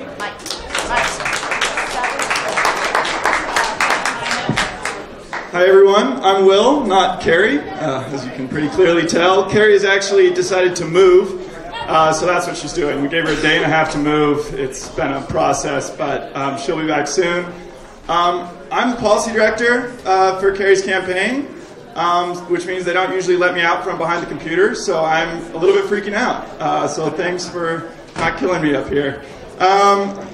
I want to start and make it easy for myself first by talking a little bit about myself and why I'm working for Cary, and then talk about the policy. That's what happens when you give the nerd a microphone, so get ready for some policy. First thing, I'm the proud grandson of 4 union workers. Organized labor is not a theoretical thing to me. It is something that has given my family the stability that I've enjoyed. I'm so proud to be working for a woman that is a proud champion of labor and has been endorsed by a number of unions, including CAA and AFT, 2 largest teachers unions. I'm a product of the Denver public schools. I grew up here. I went to public school my whole life. I will fight, and I am so proud to work for someone who's been fighting for our public schools for her entire career. We'll talk more about that, but she is making the public education her top priority, both as a candidate and as governor. So now we're going to talk a little bit about policy. The first thing is education. Public education will be Cary's top priority as governor. It is absolutely shameful that we have one of the top economies in the country, and our investments in public education rank near the bottom. There's a statistic that I like to use that some people think is a little too wonky, but I think works really well, which is, it's called the teacher pay penalty. It's the amount of money less that a teacher makes compared to people with similar levels of education. Colorado has the 2nd largest teacher pay penalty in the country. We have been cutting our funding for public education for 3 decades due to the Tabor Amendment, one of the most restrictive spending and revenue restrictions in the country. Cary has been fighting against the Tabor Amendment and calling for permanent reform of Tabor for her entire career. She was the the author of Amendment 23, the only statewide ballot measure that has increased public funding for public schools. She created the Building Excellent Schools Today program, which has invested over $1 billion to replace and repair 380 schools across our state, particularly in the poorest communities that don't have the tax base to make those repairs themselves. She fights for public education and will continue to fight as governor. That's why she's laid out a bold platform to ensure that every Colorado kid by the age of 19 is ready for higher education, a career, or both. We know that the best way to do that is to have a great teacher in every classroom, and that's why her plan focuses on supporting teachers as the professionals they are, paying teachers, and building a diverse and high-quality teaching workforce so all our kids can succeed. The second most important thing for Cary's campaign is healthcare. Healthcare is a universal right, and Cary supports that and will work to ensure that that is the case in Colorado. She believes that we need federal Medicare for all, but in the absence of any sort of leadership coming from DC, we need solutions that we can get done in the next couple years to help people that are suffering now. That is why she is the first and only candidate to call for a statewide public health insurance option that will allow folks to join the Medicaid program or the employee health plans offered to state employees.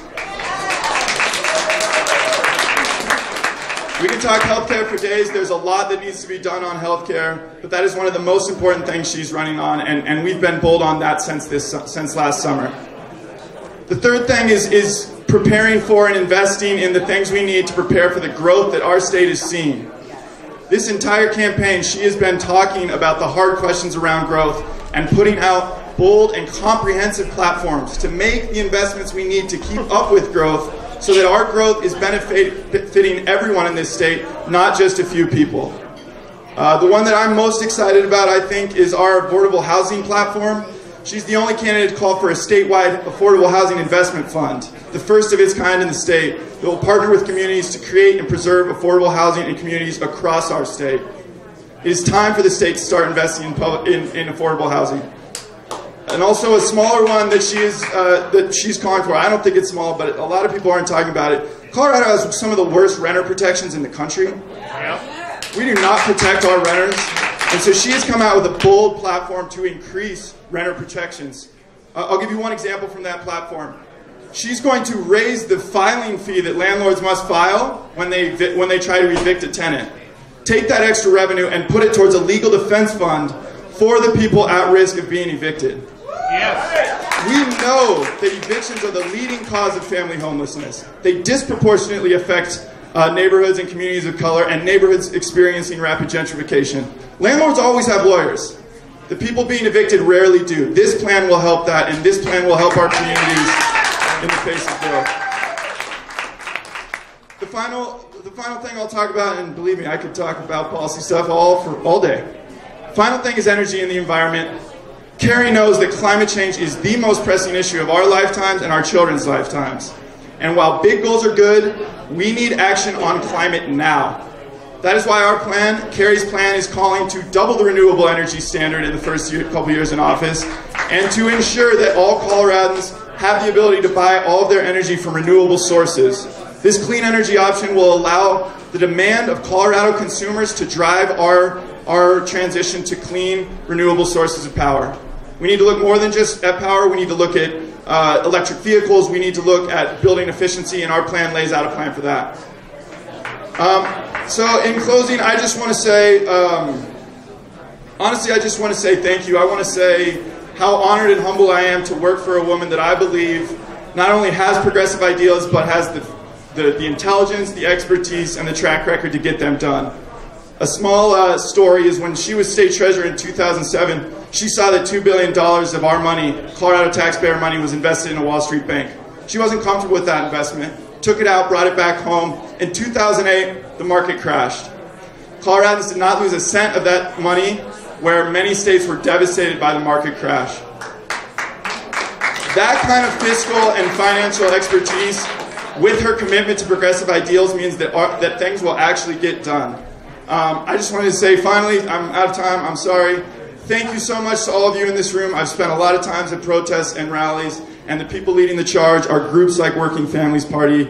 You all are incredible. You are the inspiration for me to work these insane weeks. You're the inspiration for Cary and for our whole team. Thank you for what you're doing. Thank you for your support. We're humbled and overwhelmed by the support we saw at caucus, and we can do this in 2018, and you all will be the reason why. Thank you so much.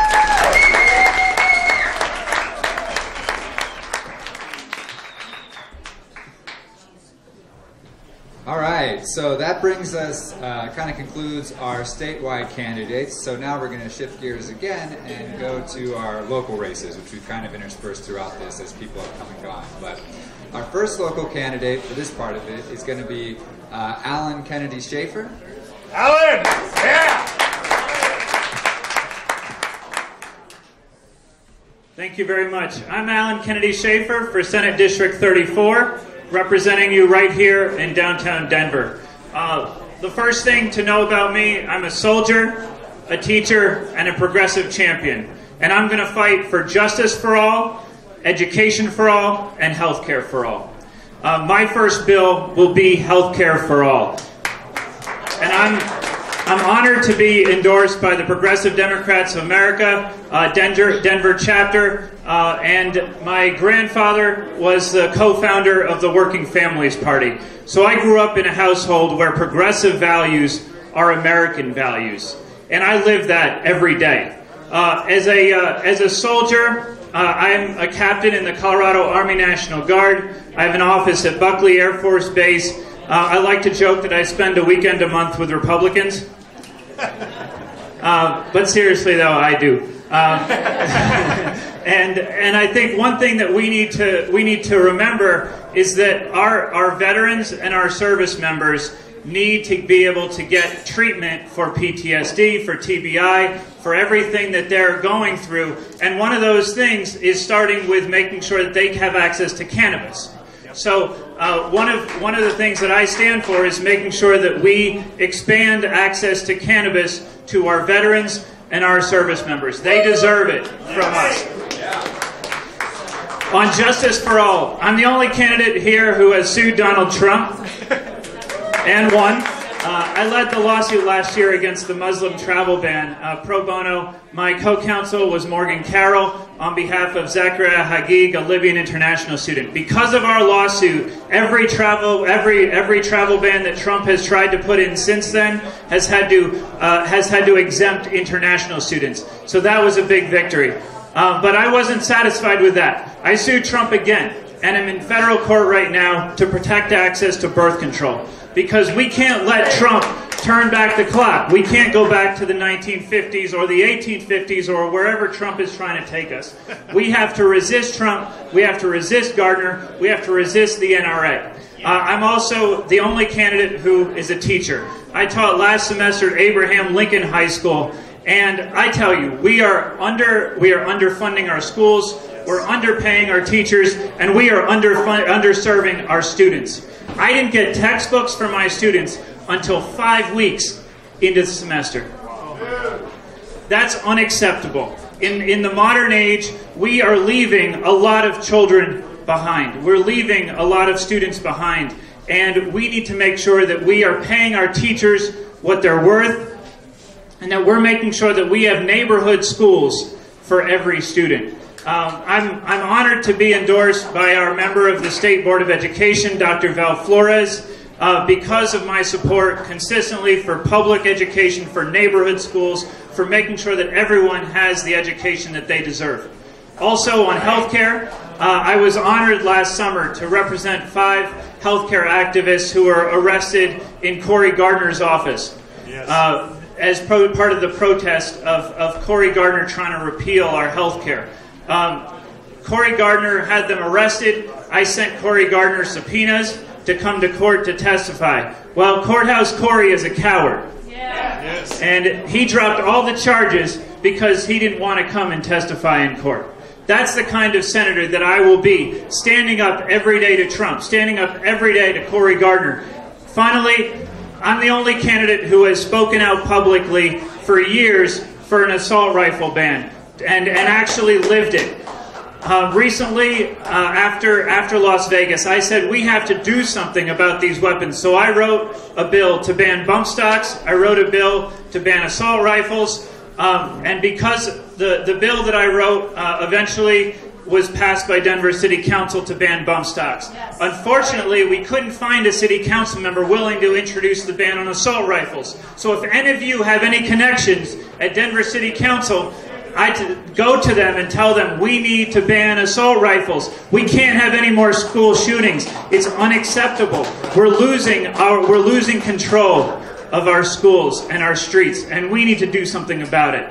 So I appreciate it very much. Alan Kennedy-Shaffer for Senate District 34. I'm a soldier, a teacher, and your progressive champion. Thank you.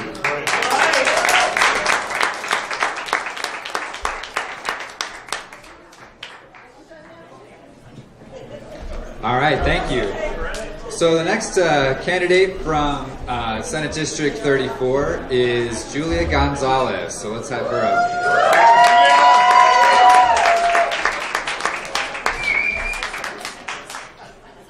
Thank you, everyone. My name is Julie Gonzalez. Oh, wait. Oh, sorry. Wrong person. Hey, y'all. How y'all doing today? My name is Julie Gonzalez. That's Serena Gonzales-Gutierrez. We get that a lot, so we decided to make a joke about it. Because real talk, we are actually two different people. My name is Julie Gonzalez. I'm running for Senate District 34. How are y'all doing today? Y'all are the crazy people who got yourselves elected last Tuesday as delegates, and then you're spending this beautiful Saturday afternoon talking with us about politics. So give yourselves a round of applause. I feel like you need to judge us as candidates based on how we have shown up in community before we decided to run for office. And so I want to tell you a little bit about who I am and the values that inform the way in which I approach policies. My mom grew up in Gardner, Colorado. My mom, we're trying to figure out right now whether we're 7th or 8th generation Coloradans because we've been here, we're those older than dirt Chicanos who have been here since before it was Mexico. And I do mean Mexico. And so my mom grew up in the house that my grandfather built down in Gardner, Colorado. Dropped out of high school because she got pregnant. And my mom was widowed with 2 kids by the time she was 21 years old. And so my mom struggled hard. But she knew that education was the pathway out of poverty. And so she put herself through a GED program. My mom put herself with 2 kids through Adams State and became an elementary school teacher. My mom taught me in 2nd grade, and then I ended up graduating from Yale in 2005. I tell that story not to be like, yay me, but to talk to you just about the power of education. It wasn't a question for my family as to whether or not we were going to go to college. It was a question as to what college we were going to go through. A decade later, 13 years later, I'm still paying off student loan debt. I'm going to be paying that off until I'm 50 years old, and that's fine. It just is what it is. It's the last thing I pay every month because I'm like, here. How many of you guys have student loan debt and that's the last bill you pay every month? Real talk, right? I've been an organizer the minute after my mom passed away my junior year in college. And so immediately, as soon as I graduated Yale, I came back home to Colorado because it's the community that felt most like home to me. And so I immediately started organizing, whether that was fighting on affordable housing at the I-25 and Broadway redevelopment of Gates Rubber Factory. Back then, literally, Denver was trying to use massive tax subsidies to attract development into the urban core, as opposed to building out and out and out from Denver proper to Aurora to Parker to whatever's on the other side of Parker, right? At that point, that's the kind of organizing that we were having to fight for. Best value contracting, environmental remediation, true affordable housing. I was lucky enough my own self to buy an affordable housing unit in 2008 because other people fought for me. to be able to have that right. And that's the kind of leadership that we actually need to bring to the state legislature, right? For the past 6 years, I've been organizing hard as the policy director for the Meyer Law Office. For the past decade, I've been a grassroots organizer on immigrant rights. And let me tell you something. This is where there's a clear contrast. I've been fighting on policies that sometimes even split the Democrats within our own party. And so I want to tell you about 2009, the asset bill, the bill that allowed undocumented high school students to graduate high school and then go on and pay in-state tuition here in Colorado universities. The very first time that we put forward that bill, it wasn't the Republicans who killed it. I mean, don't get me wrong. They all voted unanimously against this bill. But it was Democrats who killed that bill.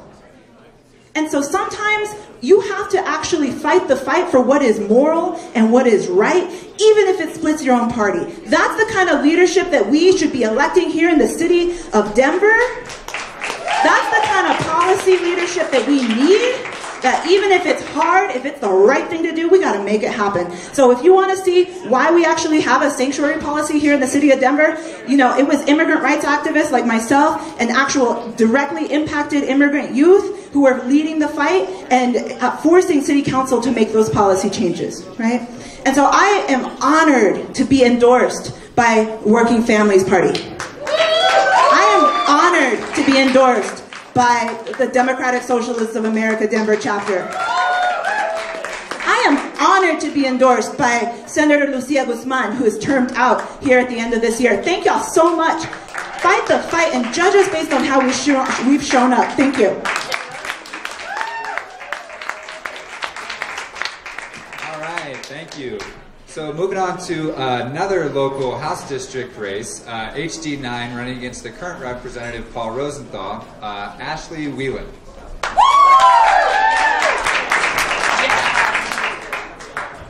Hello everyone, I'm excited to be here and fill you in on my background as well as my reason for running.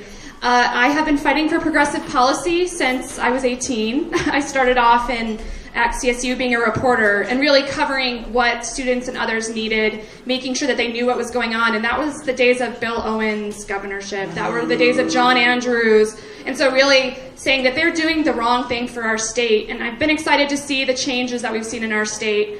Following that, I did a master's degree in public policy and administration, again to fight on policy and to work in policy because I felt like we needed change. I worked in DC for Senator Ken Salazar on healthcare and education issues, and that's where I gained my passion for changing the healthcare system. That is what I've been working on, and that is what I want to work on if I can get to the legislature. I worked on legislation to create our exchange. I worked on legislation to expand Medicaid. I worked on legislation to create charity care requirements in our hospitals so that they have to make sure that uninsured folks can get care. Following that, I made it a priority to be an ally and to fight with communities and listen to what they need. I worked at One Colorado as the health policy director, where I fought for transgender healthcare rights, and I won. We got a bulletin passed that says transgender folks have to be treated equally and receive transgender-specific care from our Division of Insurance. We're one of 6 states, and that is one of my proudest policy moments ever, that I got to work with the transgender community and fight for that. Following that, I went to Planned Parenthood, where I've been working, where the last 4 years I was working on protecting women's rights, protecting LGBTQ rights. There I worked on policy to protect access to safe and legal abortion. Women's lives should not be put in danger like this administration wants to do at the federal level. I will always fight for that. I worked on legislation to remove barriers to health care, especially birth control, passed a couple bills on that issue. And then most recently, my passion is to work with nonprofits that serve our communities to make sure that they have the resources and the advocacy and policy help so that they can do policy work and change things for their communities. And I want to listen, and that is my base. My base is equity. My base is listening. That is what I have done, and I will do, and I've learned, and I will grow. As far as my priorities, my first priority is economic justice. This state is getting more and more expensive. Every family should be able to have a home. We shouldn't have people sleeping on the streets. We shouldn't have families bathing in rivers. We shouldn't be taking blankets off of individuals on the street in freezing weather. Unlike Paul Rosenthal, who has voted against getting rid of camping bans, I will fight to make sure that our homeless communities are part of the conversation and that we are responding to their needs. My second priority is healthcare. As you can see, my background is very healthcare focused. Healthcare should not be this expensive. You should not be losing your losing your housing and losing other things because you cannot afford healthcare. That is what I want to be on, the healthcare committee, and I will fight forward. I will work and make sure we pass policies and be a leader for Denver and for this state. I won't just go to parties. I won't just hang out with friends. I will fight for what we need in the legislature. Finally, did you already give me that warning? 1 minute, right? Okay, I have 1 minute, okay. And of course, my third priority is women's rights. That is my passion and what I've been fighting for. I'm actually the vice chair of the women's lobby for Colorado. So every day is my volunteer time. I'm working with our low-income women and communities to make sure that they're being represented at our Capitol. I go up there and train folks to talk to their legislators and to fight forward on policies like paid family leave, to fight forward on policies like reauthorizing our civil rights division. Yes. And so I will be doing that and continue to do that, and I will be a leader and a champion for our state. And I would really, really appreciate your support. Thanks so much.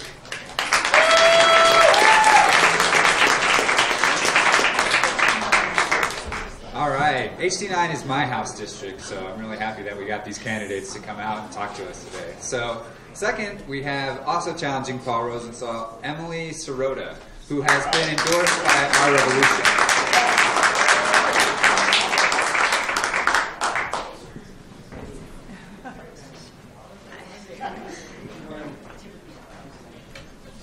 Thank you so much for inviting me here and giving me an opportunity to speak.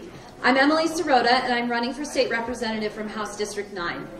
Before I tell you about my experience and why I believe my experience and my values make me the ideal candidate for this community, I first want to tell you what I'm not. I am not a professional politician. I am not someone who sees public office as a rung in a career ladder or someone who believes politics should be a game of musical chairs where the same handful of insiders simply move from office to office, perpetuating the status quo. I am not a political insider at the state capitol. I certainly do have extensive experience working on legislative policy and working with grassroots groups on that policy, but I'm not a lobbyist. I'm not someone who spent years focused on ingratiating myself with the political elite and cliques of professional operatives and consultants and staffers and big money donors who have for too long controlled our state's politics.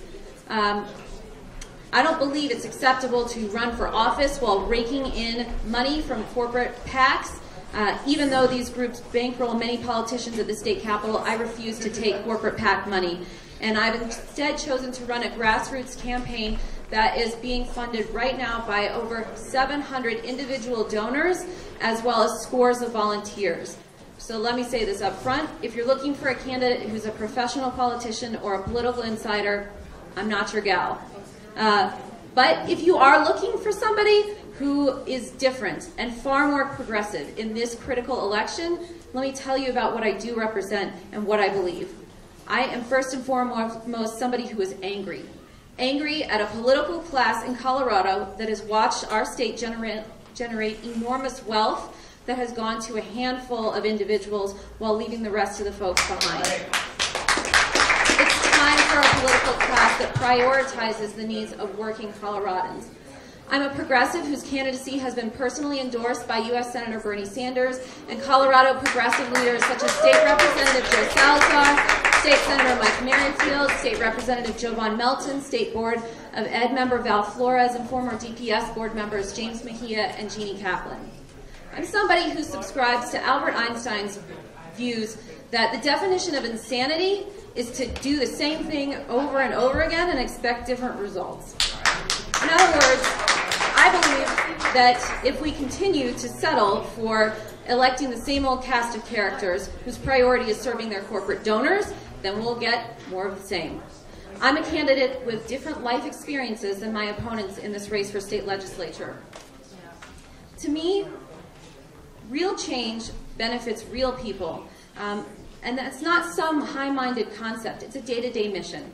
I help run an early learning center in Denver, which means my everyday world is not a world of political operatives and poll-tested talking points.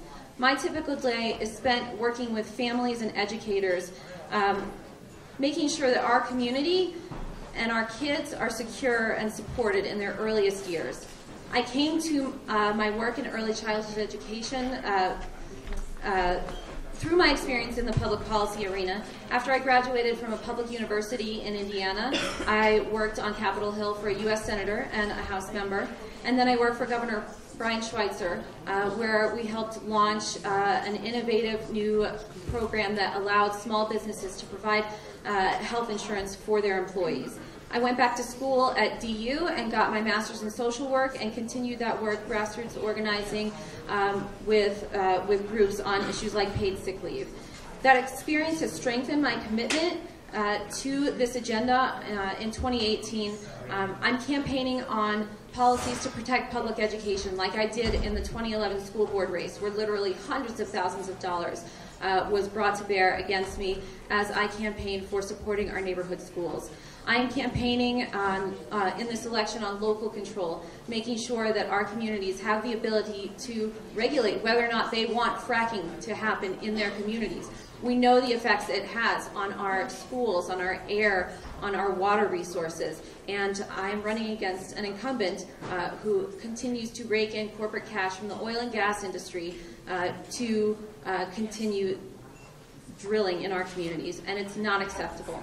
So, if you are looking for a change and somebody who is running from outside of the system, who's tired of the incremental policies going on and on and on, then please come support my campaign. I'll be over here. You can talk more with me or find me online, emilyforcolorado.com. Thank you.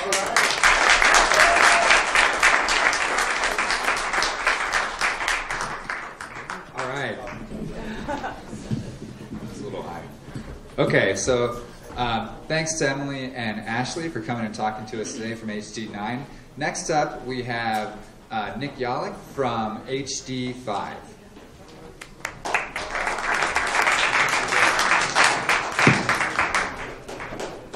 Hello. Hi there, my name is Nicky Yollick, and I'm honored to be one of the candidates for House District 5, along with the two gentlemen that started off today, Gabriel Thorn and Irwin back there. I have been a community organizer for Democratic candidates and leftist issues for the last several years now, which is why you'll have to forgive me. I'm not so used to a microphone. I'm usually used to addressing people standing on a chair and yelling as loudly as I can.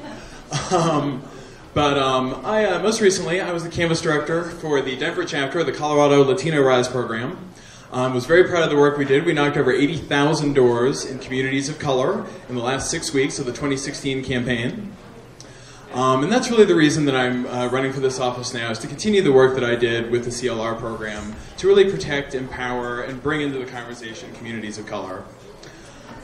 But what I really wanted to talk about with you today, and you'll have to forgive me, I'm rearranging my normal speech a little bit, and what I'd like to call the rest of this speech is convictions versus spinelessness. Because I truly believe that that is the fight that is playing out right now in House District 5 and the House District 5 campaign. Analogous to what happened in the 2016 Democratic presidential nominating process, we have a candidate in House District 5 who has spent the last year doing a spectacular job consolidating establishment support, talking about bold ideas, without sharing any of those ideas with us whatsoever. We have no idea what this candidate believes. We have no idea what this person thinks whatsoever. They refuse to tell us what their convictions are. Well, I'm here to tell you that I have a couple of convictions that I believe truly define the progressive Democrats, the progressive wing of the Democratic Party, and will move the party in the direction that we need to go, to the left, to protect all people, which is what progressive values are defined by. The first conviction, and I'm so glad to hear, I am one of many people who have said this tonight, there's nothing wrong with having one more. Healthcare is a human right. Absolutely. Period.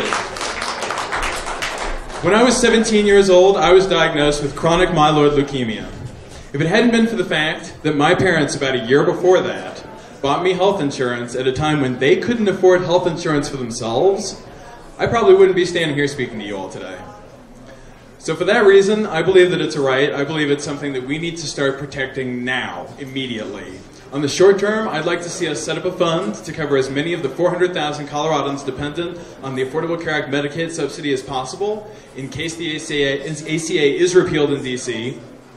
But really, single-payer healthcare is the way to go. Single-payer will bring everyone in. It will allow us to negotiate with the ludicrous healthcare costs, the pharmaceutical companies, the crazy payouts, paying $5 for Band-Aids and $50 for Advil.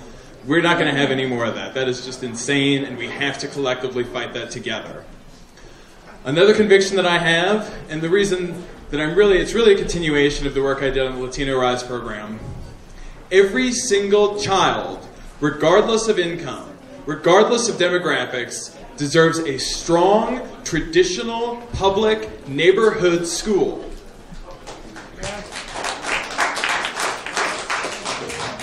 And on that note, I want to make very clear another conviction I have. There's an organization going around called Democrats for Education Reform.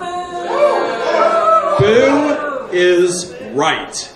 Democrats for Education Reform does not represent the Democratic Party. No. Kids are not commodities. Segregationist policies are not democratic policies. We need to, every single person in this room, we need to lobby our school board. We've got 5.5 reformers, one person who listens to the community, and one person that I think will eventually make it to the community side. But we need to start flipping these seats. It may be time to start doing some recalls on the Denver Public School Board, because these folks just are not listening to us whatsoever. So that's why I'm here, that's why I'm running, that's why I consider myself to be the most progressive, that's why from day one I have considered myself proudly to be the Socialist Democratic candidate, because I believe in protecting all people, health care for all people, quality public education for all children, a future in renewable energy for all people. We cannot wait for the private sector to catch up to climate change. It is far too late. We need to start getting the government to kick their butts a little bit, start setting up state-administered renewable energy farms so that we can actually make the transition. I am now out of time, so thank you all so much. You have a great afternoon.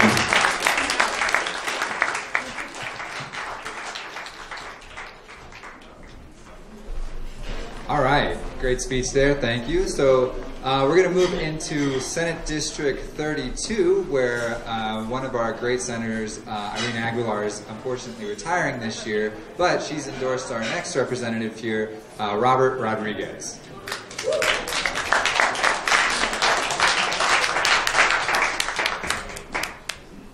Good afternoon, everybody. My name is Robert Rodriguez. I'm a candidate for Senate District 32. As you may have heard, Senator Aguilar is termed out and she's supported my endorsement.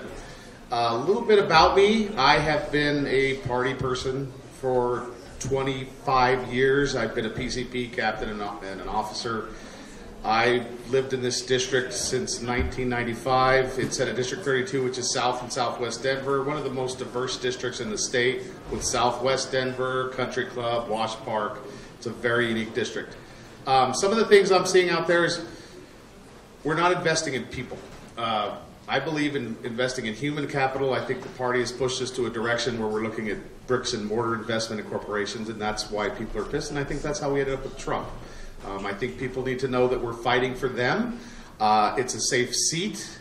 The race is the primary, and as many of you know, not all Democrats are the same.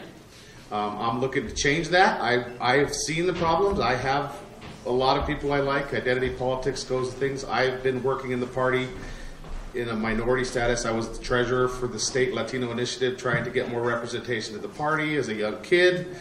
I was pushing, this state used to be red. We had one minority elected official in the state, and we've grown a lot then, and a lot's changing. But that being said, some of the things I stand for and want to change, and I hear about, it's funding. Funding's everything. It's about Tabor, and Tabor is not something I can change alone. If elected, I will need all your help to push to win back the Senate, because the only way we can make any change is repealing Tabor or fixing it, because we can't pay for education, we can't pay for roads. Construction defects is there because we can't pay for inspectors to build a good house. We need to invest in our state and our government. We're the 14th wealthiest state in the country. We spend the lowest amount of money in investing in our state services, and those are things that we need to change. But I'm not doing this by myself. I need everybody's help in this. So I hope you guys will all support. The fight against Tabor will be hard, and I can't do it alone. All I can do is get it on the ballot and work with all of you to change it. Big thing on universal health care. I believe health care is a human right. Universal pre-K, I think that's a big equalizer for all working families. I think we'll get a return for $1 on every 5. For every $1 we spend, $5 investment. People need to afford to get their kids in universal kindergarten. We need to go to the voters and ask for it, or fix Tabor to do it. In my personal life, I work in the criminal justice system. I work in halfway houses and substance abuse and mental health. That's where my passion lies. I think we're not helping these people and they're going into prison. I don't know if many of you know, but the Department of Corrections is the largest mental health hospital in the state since we cut that funding. And that's not where it needs to be, and all we're doing is causing these people more problems. We need to fix the services before they go into prison. It's a quality of a life issue. I think people are struggling living check to check, and we need to invest in them sooner. If you put somebody in prison, even if they don't have mental health issues, they're going to come out with trauma. And that's something you have to address, and that costs more money, and it's a vicious cycle, and we need to invest in our younger people to fix that.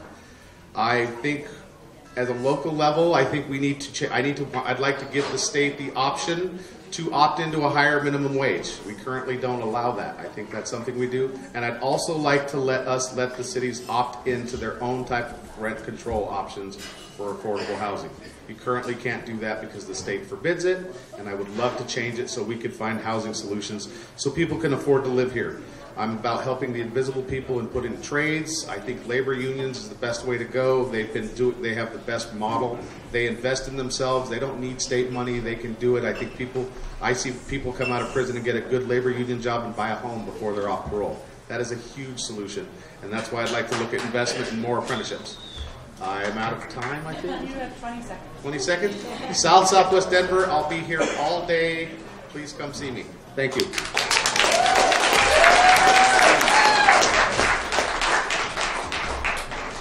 All right, so our next candidate that we have up to talk is running for Attorney General, Amy Padden.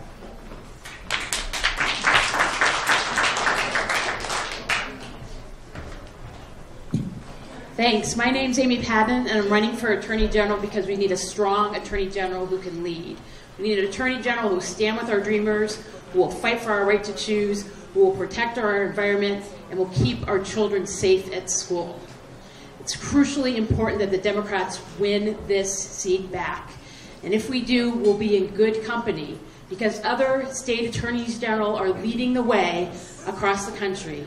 And among them, women are at the forefront of the fight, including in particular Maura Healey, who is the Attorney General in Massachusetts, and Ellen Rosenblum, who is the Attorney General in Oregon.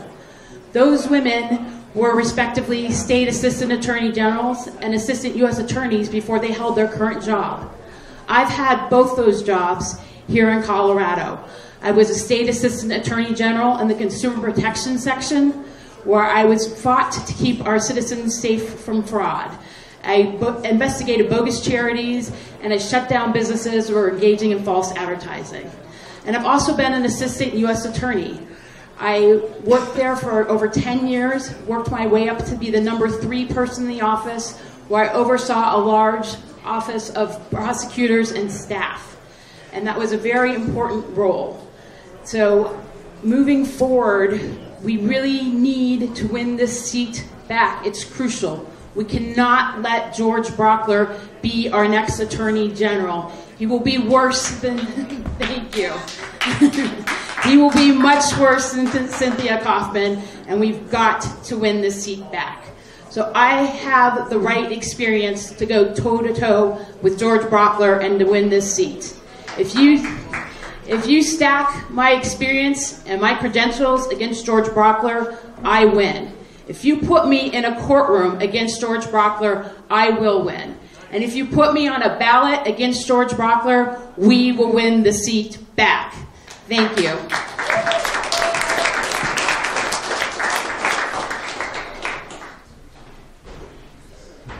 All right, so our next candidate is Chris Teagarden, who's coming to talk to us about HD 24.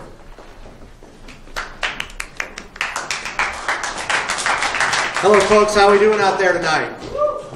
Usually when I'm in front of a microphone, it's at Sloan's Bar and Grill in Edgewater doing some karaoke, where I've met a few of you.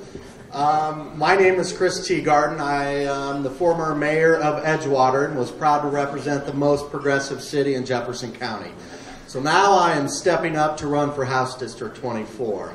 So when I was growing up, who remembers 1984? Not the book, which actually almost made me sick because I think we're there.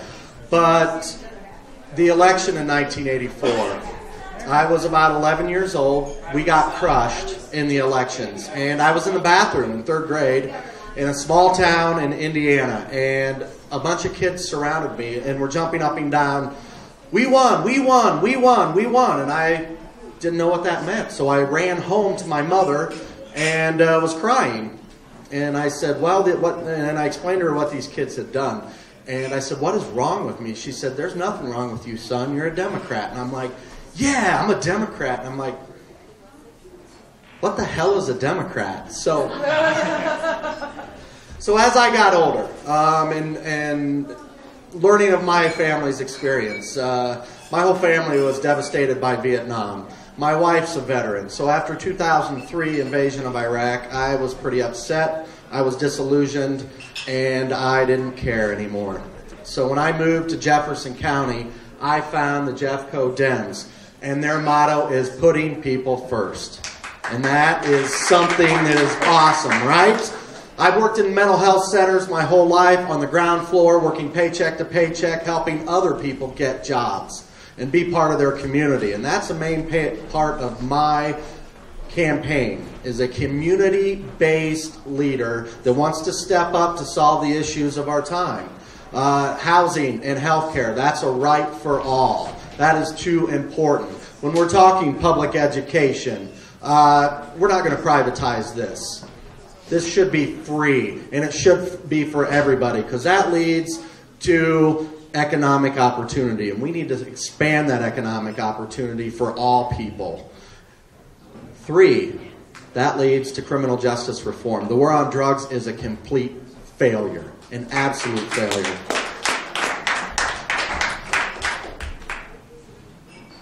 Substance use is a public health issue, not a criminal issue. We gotta stop locking people up for petty crimes because they have substance abuse issues or mental health issues. That would be a big focus point for me. The last 2 issues are a little less on the headlines, but I'm a big fan of industrial hemp. I think we can really diversify our economy and decentralize a lot of economic power by growing one little weed all over the United States. So, and the other one is public banking. We need to look into that, especially since the feds aren't doing one thing about the cannabis industry and the finances. And I would love to keep all the money decentralized as possible. But one thing that I'm learning on the campaign trail that is so important is we are at a crux. We are at a precipice now that we need to come together and love instead of hate. We need to come together and look forward and work together instead of divide. And we are focusing on, in Jefferson County, mentoring and teaching the next generation of Democrats. And that is getting in your community and making that change, because the seeds of the revolution start in every single neighborhood, in every single community, and we work our way up so we can tear down the top. So I appreciate the time, and thanks Mercury Cafe. Have a good day.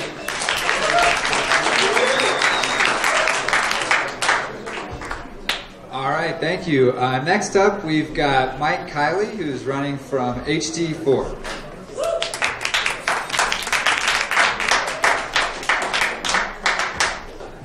Oh my goodness, I think I know who the hardcore activists are. You guys rock. Thank you for sticking around. Before everyone goes, I just wanted to make sure that we give a round of applause to the volunteer activists that made this happen, from Progressive Democrats of America, Working Families Party, Our revolution, absolutely, and then the Democratic Socialists of America. Let's give them a round here. They did a hell of a job. Thank you. So, I could give you the laundry list of things that I'm going to work on. I'm going to share a little bit about what I'm going to do, and I'm going to tell you why I'm very comfortable saying that I'm going to be the right leader to partner with you all. So I'll share a little about myself. I'm fourth generation Coloradan.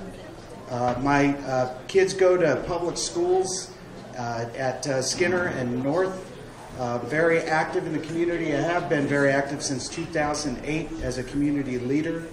By trade, I'm a project manager at a technology company. I've been doing this for 30 years.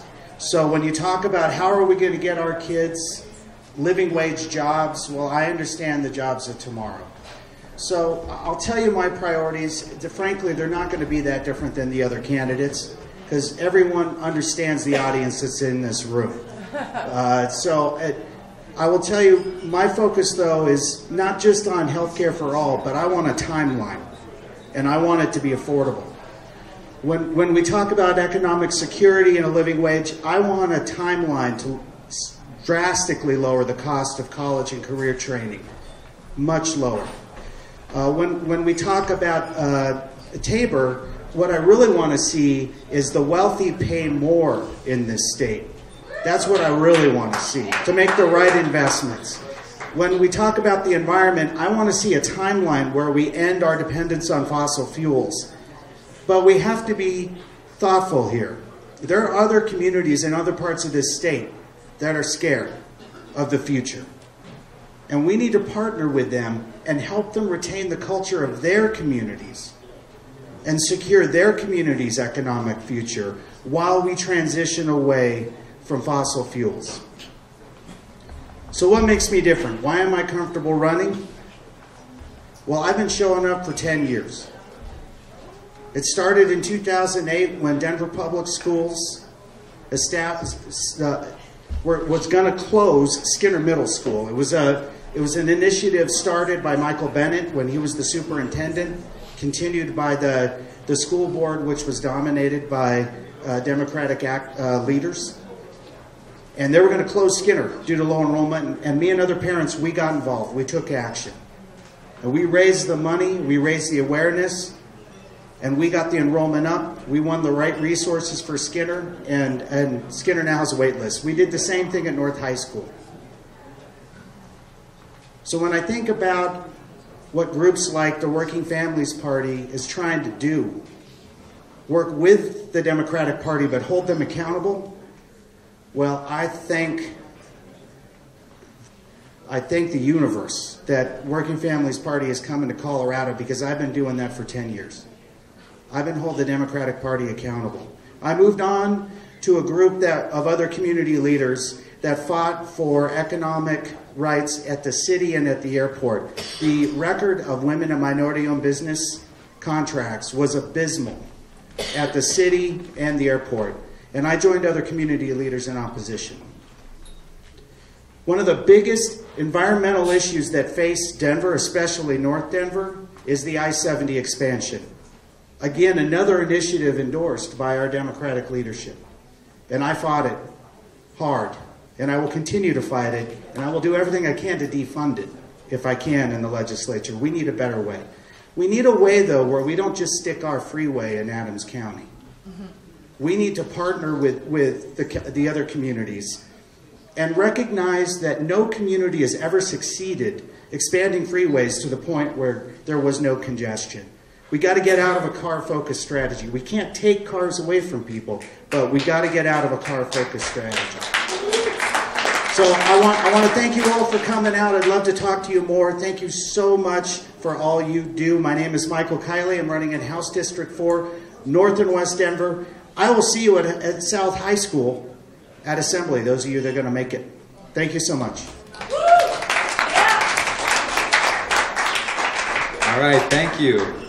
Next, also from HT4, we've got Serena Gonzales-Gutierrez, not to be confused with Julie. Hey, it's not a bad thing. So thank you, everyone, for sticking around. I think Michael said it nicely. But my name is Serena Gonzales-Gutierrez, and I am running for state representative for House District 4. And House District 4 is North Denver, is the place that I have called home for decades. And, you know, I'm not only running as a candidate, I'm also a mother of 3 beautiful children. I'm a wife and partner to my husband of 13 years, and I'm also the director of a program called the Denver Collaborative Partnership, where we work with families, children, and youth that are involved in multiple systems or at risk of multi-system involvement. And that work has been very, very special to me. Like I said, I grew up in North Denver. I am a 3rd-generation Denver native, and I am a 6th-generation Coloradan. I grew up, I was born into the Chicano movement, and those are my roots. My roots are in East Denver, North Denver, West Denver, and advocating for families in Denver is what I have done best. Thank you. And, you know, that's what I intend to do. My husband and I are raising our 3 children on the same values that I grew up with. And those are values of education, compassion, and advocacy. And for the past 15 years, I have been working in the child welfare and juvenile justice fields doing that very thing. I have been advocating for families to have a voice when it comes to policies that impact their daily lives. And these are needs like you've heard everybody up on this stage talk about today. Those are things that have to do with stable housing, affordable housing. These families are suffering. They're not able to get their kids to school because they don't have housing. We're talking about universal health care. We're talking about jobs that pay livable wages. All of those things are the things that the families that I'm working with are dealing with on a daily basis. And so I am right there with them, helping them to get through that and making sure that they have a voice. And so those are the things that I really want to make sure that everyone here understands, is that I'm bringing those to the table. I have been facilitating systems change. I have been a champion working alongside other system agencies. These are systems that are our mental health providers, our school districts, our Denver Human Services, our juvenile probation, and helping them to see how we can move forward and provide better services for our families so that they don't become further involved in these systems. I am asking for any support at all. I think I recognize a couple people from the district, and I would love to speak with any of you more about, you know, the things that I represent, the things that I want to hear from you that you care about. And I appreciate the opportunity to come out here today. I do have several people that are endorsing me because they believe in what I can bring to the table. And those endorsements do include, who was up here earlier, Representative Joe Salazar, Representative Leslie Herod. In, gosh, I forget the 8th district, I'm sorry. House District 28. Kim Netherton, who was also a delegate for Bernie Sanders the last time the election came around. So give a hand to Kim Netherton.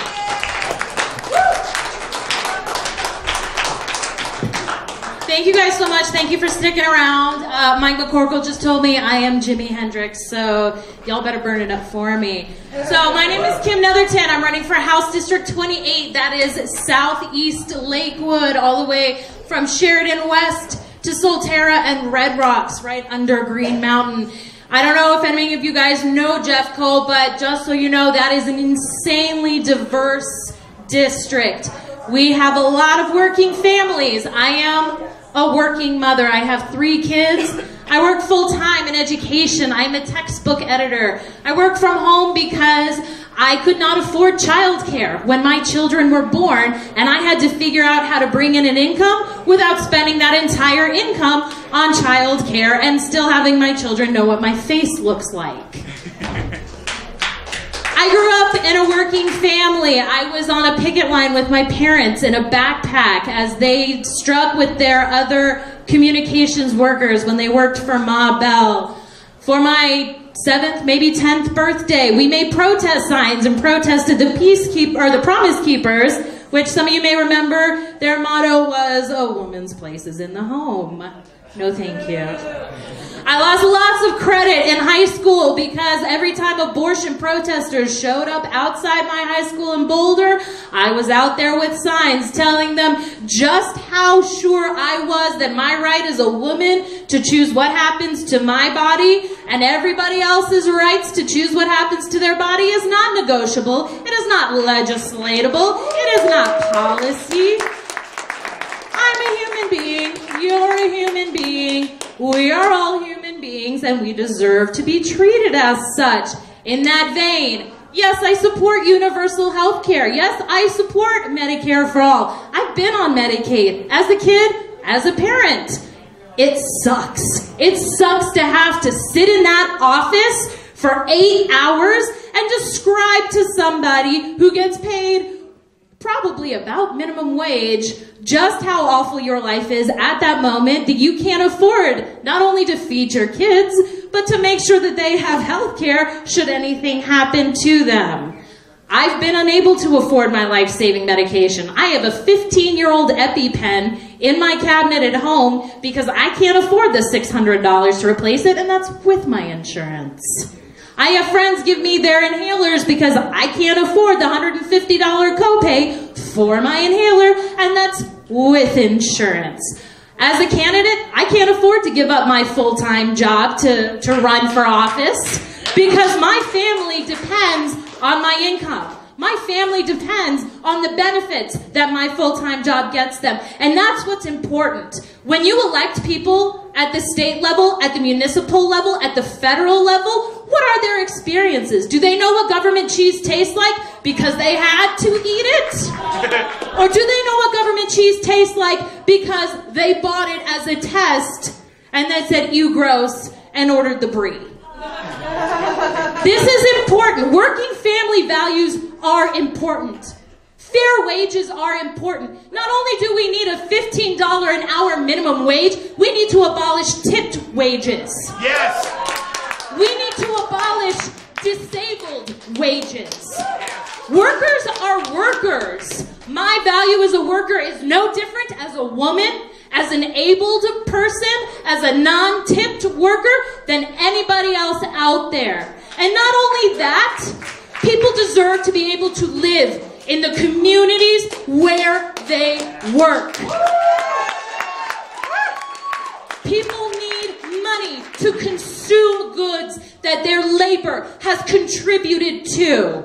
They need the money to consume and contribute to the economy into which their labor contributes. And that is why we talk about living wages. That is why we talk about union jobs. Because unions pay living wages. They give good benefits. They have pensions. And yes, we can choose to give bids to contractors based on cost. But we all know how that works. That works on over budget. That works on shoddy building. That works on having to replace everything. Having fires killing workers because there are no safety standards and nobody knows who's on the work site. That is unacceptable. I am fighting because I am one of you. And you guys deserve a voice in this state house.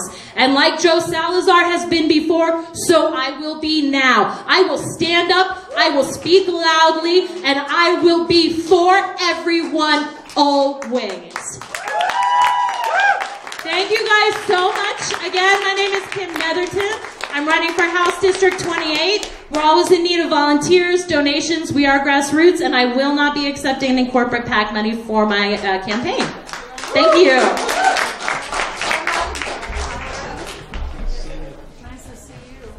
All right, well, thanks, everybody. I think that concludes our candidate portion. We appreciate you guys sticking around to the end. So I'm going to hand it over to Mike to wrap things up here, and then I think we'll go from there. Thank you, Chad.